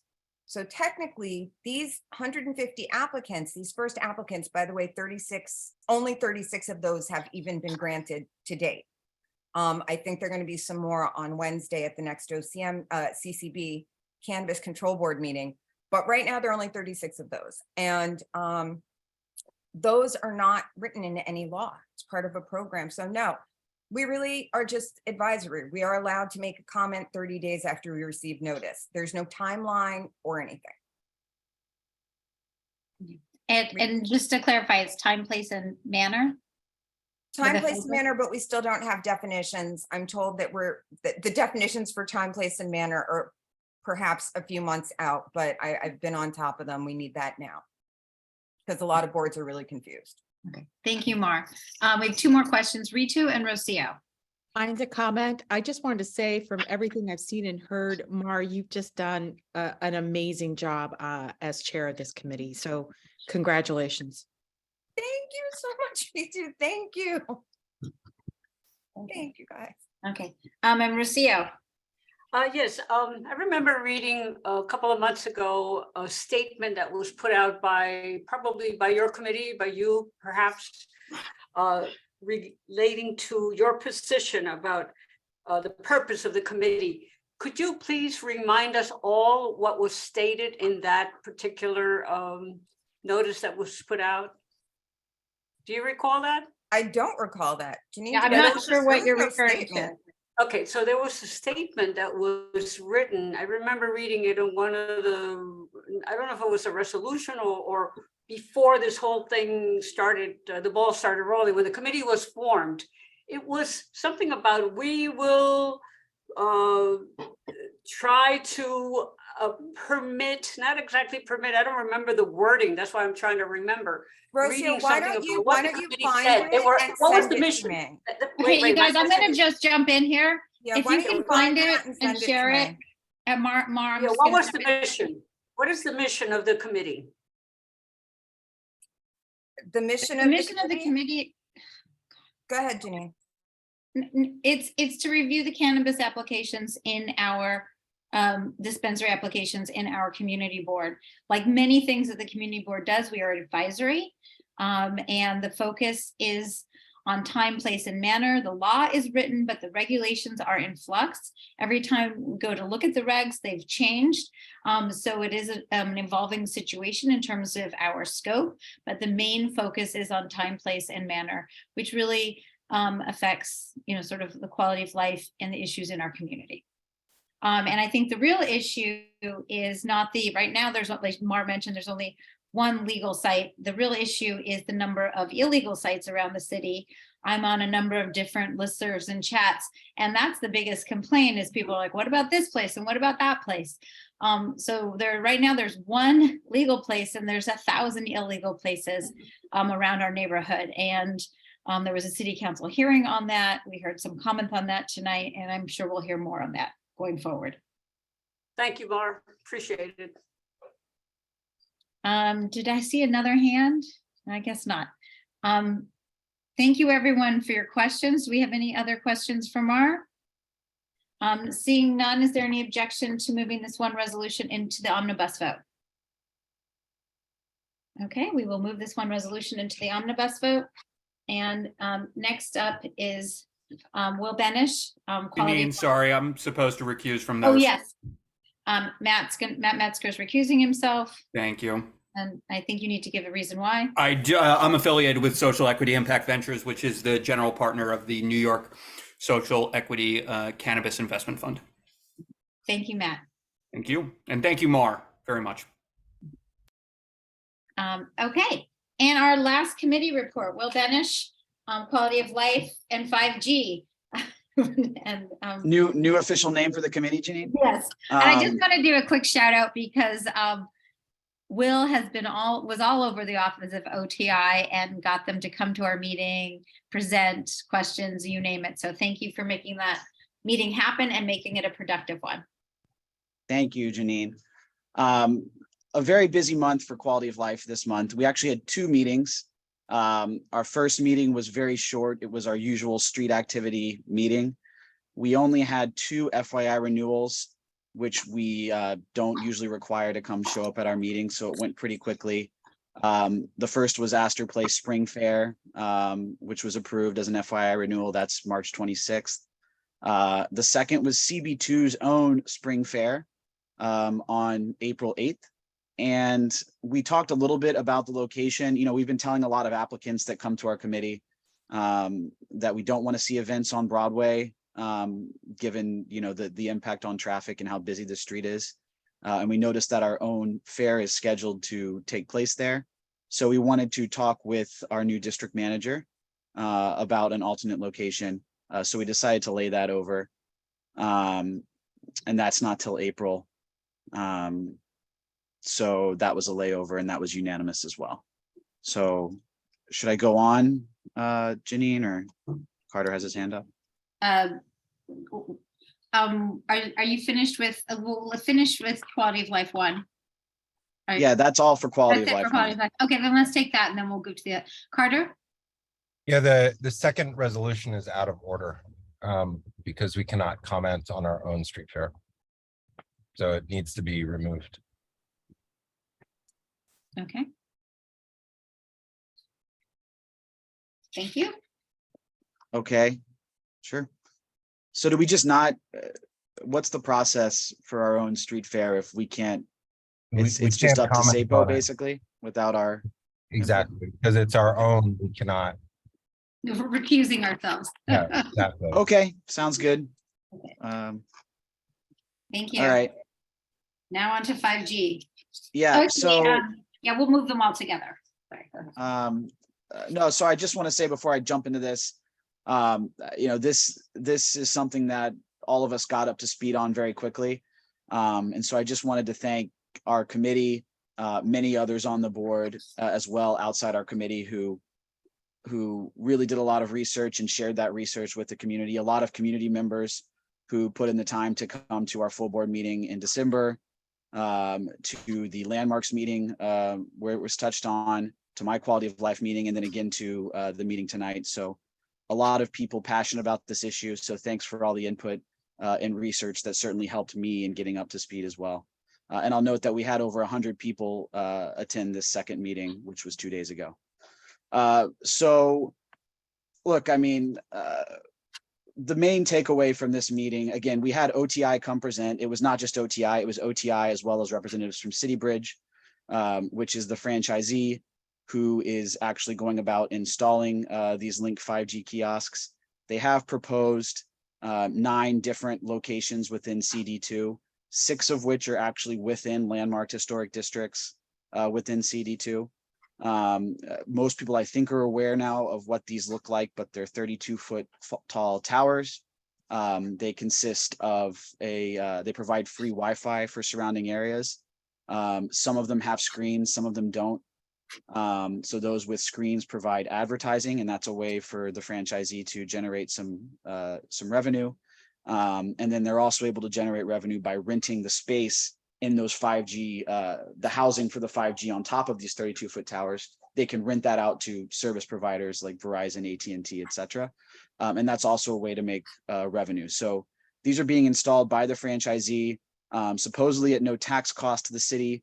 There is a revenue sharing agreement with the city, which has been reported in some cases to be potentially quite minimal, but it is in place. And so they're now, seeking to, I should have mentioned that they've already started to install these towers throughout the city in various commercial and manufacturing districts. And now they're looking to further expand them into residential districts as well as landmarked historic districts. So that was the impetus for this meeting, the fact that they had proposed 9 of these towers in CD2. They presented and then they spent a lot of time answering questions on Tuesday night. The main takeaway, I think, is that we heard significant and wide-ranging concern from members of the community regarding this proposal. And the areas of concern were many, and they were very broad. So I've put it in the resolution if you want to look at the whereas kind of 14 through 25. So the second half of the resolution is sort of outlining all of these different categories of concerns and questions that people expressed. So it was everything from the safety of these towers, design, aesthetics, particularly within historic districts, the economics of the whole arrangement with City Bridge. There were some specific engineering issues that were raised with regards to these towers being installed on top of vaults in violation of the stated siting principles in the franchise agreement. There were concerns about privacy. There is a privacy policy outlined in the franchise agreement, but this was a major concern as well. And there were just a lot of unanswered questions. And I should mention the equity concerns as well, which is the fact that, it's a major stated goal of this program to provide broadband equity and close the digital divide in New York City. So actually 90% of these towers have to be located outside of Manhattan below 96th Street.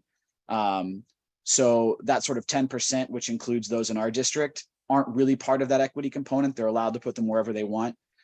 So we'd asked about how they chose the sites that were not in the equity district.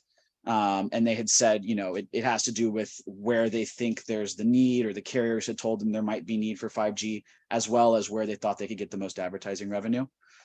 So that's sort of what they gave us as a reason for how they chose these sites within our district.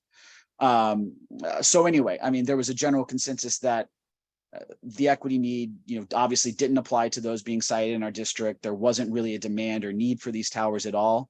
And so sort of the trade-off of people not needing or asking for these towers and all of the questions and concerns that the program in general, as well as this particular design, had raised, that was sort of the aggregate of feedback that we got from the board and the community. So in the end, in line with the letter that BP Levine mentioned that he had sent, and some other community boards have done as well, we have also called for a moratorium on the installation of these towers. So I'll just quickly read my therefore be it resolves.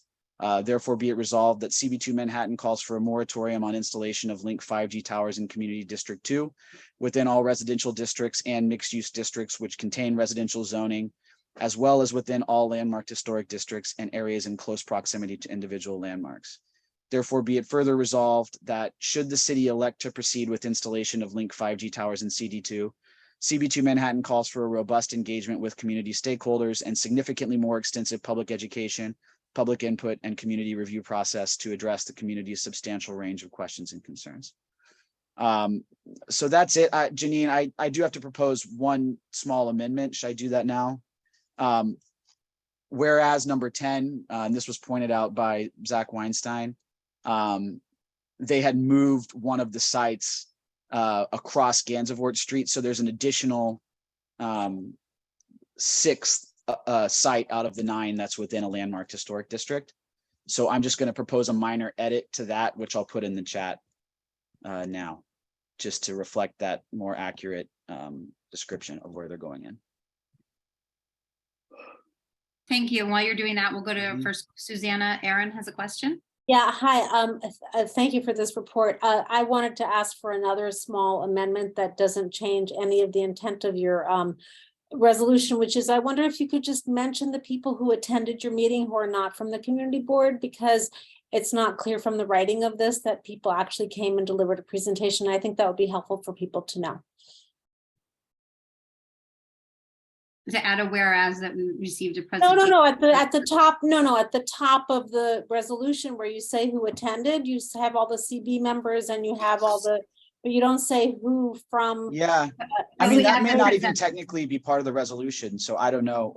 That would be above where we're starting the Yes, resolution. yes, I'm sorry, it would be above. It Yeah. would just be in the notes. I just think it's helpful for people to know that people actually came and delivered a presentation. So if you could add that to the attendees, that would be Yeah, I useful. think that's just more part of the overall report, right? Yeah, we can do that. Yeah, just, it's not, it's right, right. It's It's an not part of the amendment. resolution itself. No, it's not part of the resolution. You're absolutely right. I'm sorry for using the wrong word, but yeah. Thank you, Susanna. Good job. Natasha? Hi, thanks, Will, again. I attended your meeting and you did an excellent job. I just wanted some clarification on the 10% of the sites that are outside of those equity zones. Is there an argument to be made, at least from the documents that you've seen so far, that the ad revenue can help subsidize the broadband or free Wi-Fi in those equity zones? I know they still have some more homework to do in terms of providing us a little bit more information on their economic analysis, but just wanted to see if that was an argument to be made in terms of having some of those towers in places like the meatpacking district or the West Village. Yeah, I mean, they didn't go into the individual, revenue potential of each tower. So I would assume, again, one reason why they're citing the towers here is that they think they can make more ad revenue off of those towers, right? But they didn't share with us exactly how much revenue they were looking to make per tower and what the differential was in the towers cited, say, in meatpacking versus elsewhere. But if I had to guess, I would assume in a high traffic area that gets a lot of tourists, they're probably making more, but we don't know for sure because they didn't share the data with us. Got it. Thank you. Chris Dignas? Hi. So a lot of people of means asserted in these meetings, apparently, that it's a neighborhood of means. Did any people not of means who, whether they live or work in the neighborhood, come in and assert that they do or don't want Wi-Fi or 5G? I don't know of every person who spoke or put in the chat, what their personal means are. I will say I don't think I saw anyone in the chat either or as a speaker that was in favor of this in the district. But again, I don't know the personal status of everyone who spoke. Sure, thanks. Okay, thank you, Chris. Susan? Hi, thank you. I was at the meeting and, I agree that our area can generate a lot of ad revenue because of tourist traffic. And I agree completely that we shouldn't have the towers in historic districts, but I felt like one of the weaknesses in their presentation, and I'm sure, it'll improve as they do more of the Dog and Pony Act, but I would like to know, and I think would help support their case really, is how many people will be benefiting from the free Wi-Fi, which we in the city in underprivileged areas, which we hope is a really, really high number. And I feel like if they could say that it will be reaching this big number, I think they'll get more support in getting people to participate in help making it happen. I mean, to me, there's a parallel to the affordable housing problem where the city we don't have many opportunities for a full city-owned building. So you have a building that's part luxury and part affordable housing. That's how you get the affordable housing. So we need to figure out how to make this work. And I thought part of the failure really was they were so ineffective in presenting the plan. And I empathize with everybody's negative reaction, but the intent is good. It's just, there's a lot of problems that need solving, and maybe it's just the beginning and we were the first place they came to, and we're in the beginning of a discussion, but we know the end result is really what the goal is to get the free Wi-Fi to places that need it. And I hope we'll be able to figure that out. Yeah, what's interesting is they contracted with a third party to do surveys around the city to see what the need is. And you can actually look up on the OTA website the various presentations they've done in the past. And they have survey data for likelihood to use Link NYC kiosk. And then they have digital deserts and non-digital deserts. And the only one of those, and they do total New York, Bronx, Kings, Queens, Richmond, and Manhattan. The only area of that has NA as the data is non-digital deserts in Manhattan. So it's like our district is like the only one that they didn't, not our district, but anything that's a Manhattan non-digital desert, which would include CD2, is those are the only areas they didn't survey, which is a little bit weird. Yes, I mean, there's a lot of holes in the plan, but I guess I just hope this is the beginning. And I mean, it's filled with problems now, but the end result, I still feel is what everybody wants, even though we don't want this plan. Thank you, Susan. Ivy, on our side? Yeah, I think, yeah, well, it was great, having, getting them to the table to have what is going to be an ongoing discussion, right? So besides like what I had talked about before and with you at the meeting about just attendees of different cultures not being in that meeting, what I was also interested in the future, to the discussion about the revenues of advertising, right? It's very clear that when they talk about that's really where the money is, and the advertising and the money that they're going to give to, is it federal or city? If somehow we down the line have discussions whether those could be benefiting in my overall budget in some ways, like for our schools or for our shelters to have access to Wi-Fi and all that kind of stuff down the line, because I of course this is the very initial part of them presenting, but I think we have a lot of things to offer them as community for them to host their statues of communication here. Yeah, it's a good point, Ivy. And one of the issues that I had and others who had issues with sort of the economics of the agreement, this was reported by at least one publication, and I tried to verify it by going in the franchise agreement. And my read was, I think, the same, although I'm not a lawyer. The minimum that the city could make, like if City Bridge, I believe, is making less than $100 million, then the city could make a minimum of $3 million per year on this. So it's very de minimis, and it's not enough. I mean, certainly every bit helps, but it's not a substantial amount that the city is generating that from this that they can then redeploy into other areas, which I think is one of the issues. Yeah. If City Bridge gets above 100 million, then it starts to look a little bit better in terms of the city's cut. But there's this $3 million sort of minimum per year Right. At this point, which I feel, for a citywide program is a pretty small amount for the city to be making. Is like a drop in the ocean. And I think that when that was brought up, that opened like the conversation for them to kind of know that we're thinking that gap is there. Just like you said, the study of why they didn't survey Manhattan becomes something that they have to step up to, I believe. Thank you, Ivy. Thank you so much. Any other questions? Okay, at this point, is there any unwillingness to move Quality of Life 1, Resolution 1, FYI renewal, getting rid of Resolution 2, and then at Quality of Life number 2, the 5G, into the omnibus vote? Seeing none, we will move these into the omnibus vote. So at this point, we're going to, let me recap what we're going to be voting on. All the resolutions have been moved into omnibus vote. Let me read through them. We have Traffic and Transportation, 1 resolution. SLA 1, we have items 1 through 6, and resolutions 1 through 6, and 7 through 12, layovers, withdrawals, and no-shows. SLA 2, we have applications 1 through 8, and number 9 through 14 are also layovers, withdrawals, and no-shows. Landmarks 1 is items 1 through 3. Landmarks 2 is item 1 through 3, and item 4 is laid over.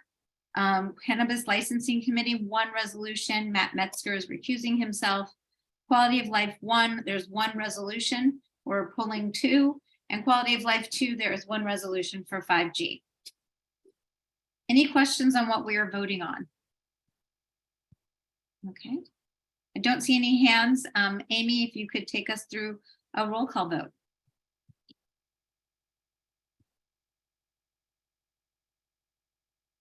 Janine, is this for the omnibus or is this just roll call?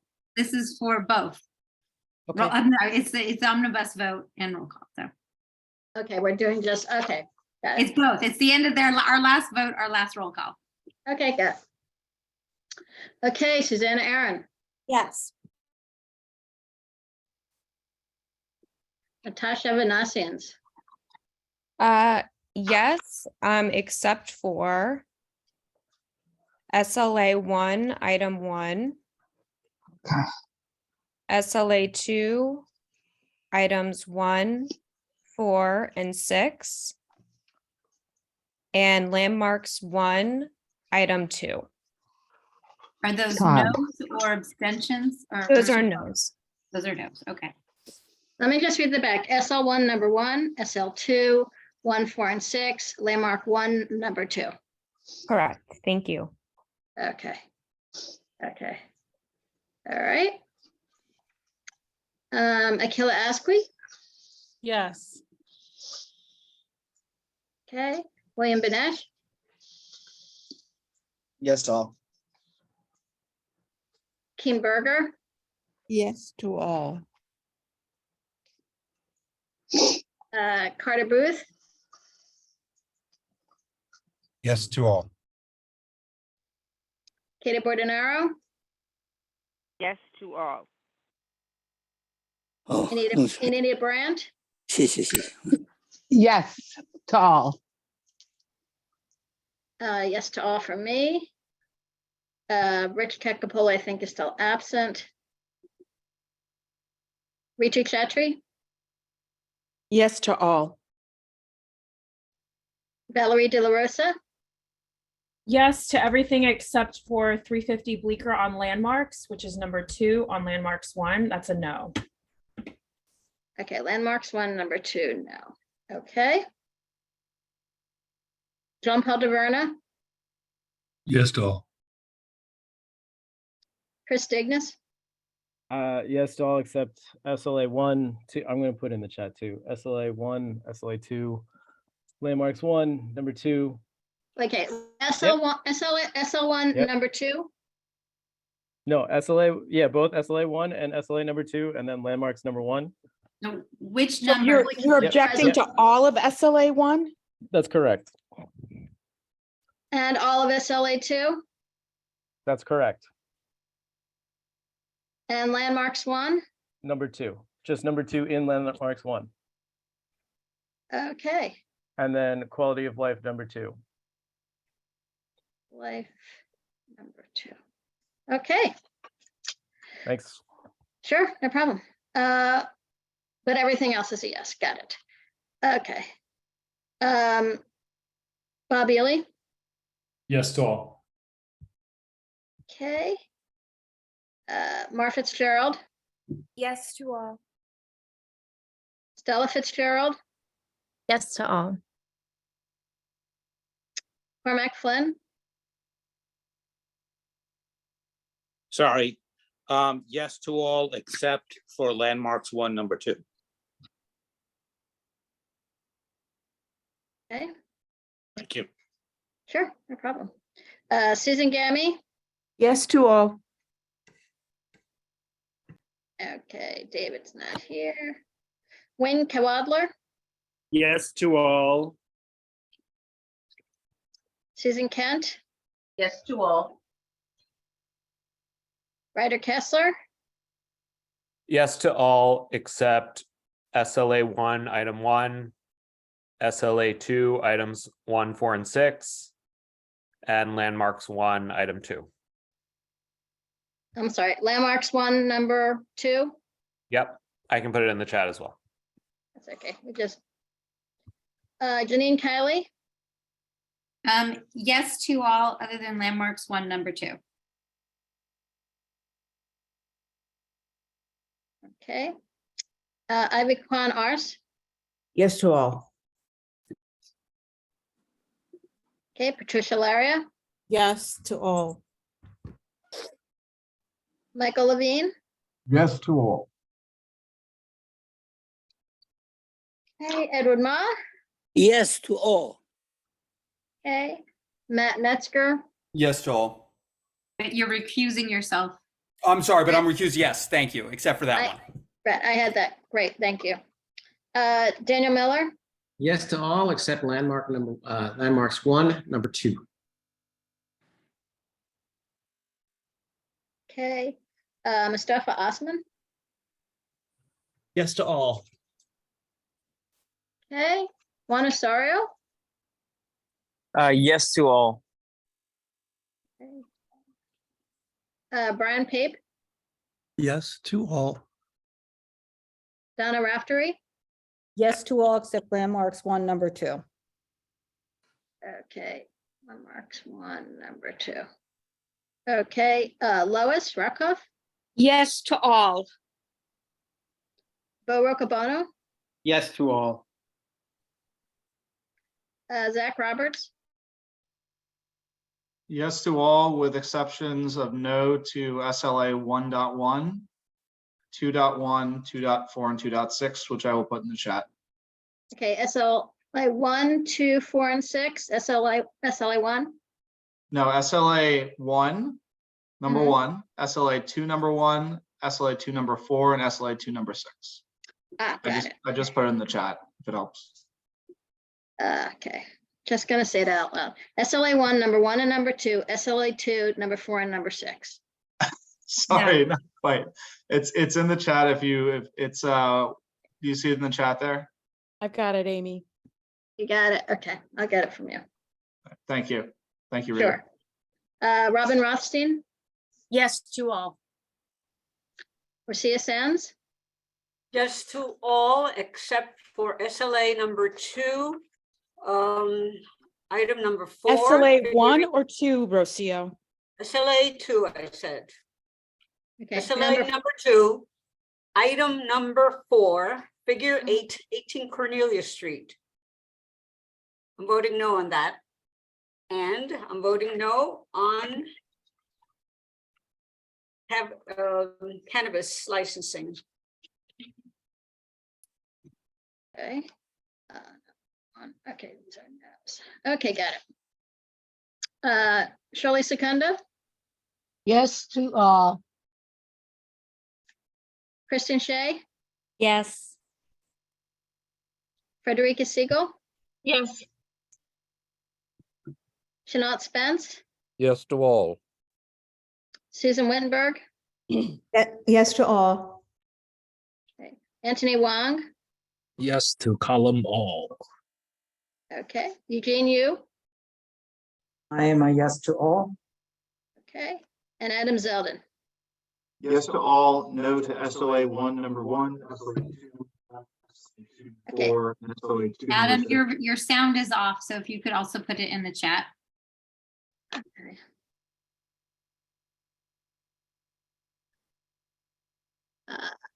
Okay. Just to confirm, Chris Dignas, you were no on the second quality of life meeting first resolution on 5G. Yep. Okay, thank you. Okay, just taking a photo of the chat, so I got it all.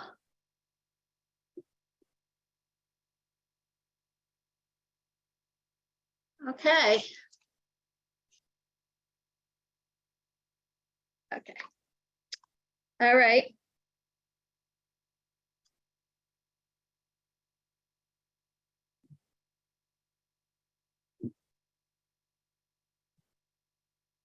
I think I've got all the notes, everything passed. Okay, thank you. Thank you, Amy. Sure. Okay. At this point, is there any, do we have any new business? Yes, Janine, actually, aren't we supposed to open nominations? Oh my goodness, yes. We are supposed to open nominations for chair and the election will For be the officers. for the all the officers, and the election will be in March, at the March mid-March. meeting. So, okay. And you can nominate yourself by emailing. submitting it to the board, to the office, to the district manager. Yes, whose email doesn't work yet. So it will, you can receive a message from Mark, but if you send one back, it will bounce back. So soon as we have that working, we will get that out with instructions on how to submit that. Yeah, Okay, thank you, Susan. no problem. Okay. Any other new business? Do you have a motion to adjourn? So moved. All right. So moved. All right, the Yes, meeting is yes. adjourned, squeaking in under Yes. 10 p.m., 9:59 p.m. Have a good night, everyone, and thank you. Bye. You. Bye-bye. Happy New Year. Good Happy night. Lunar New Year New to all. Year. Happy New Year, Lunar New Year.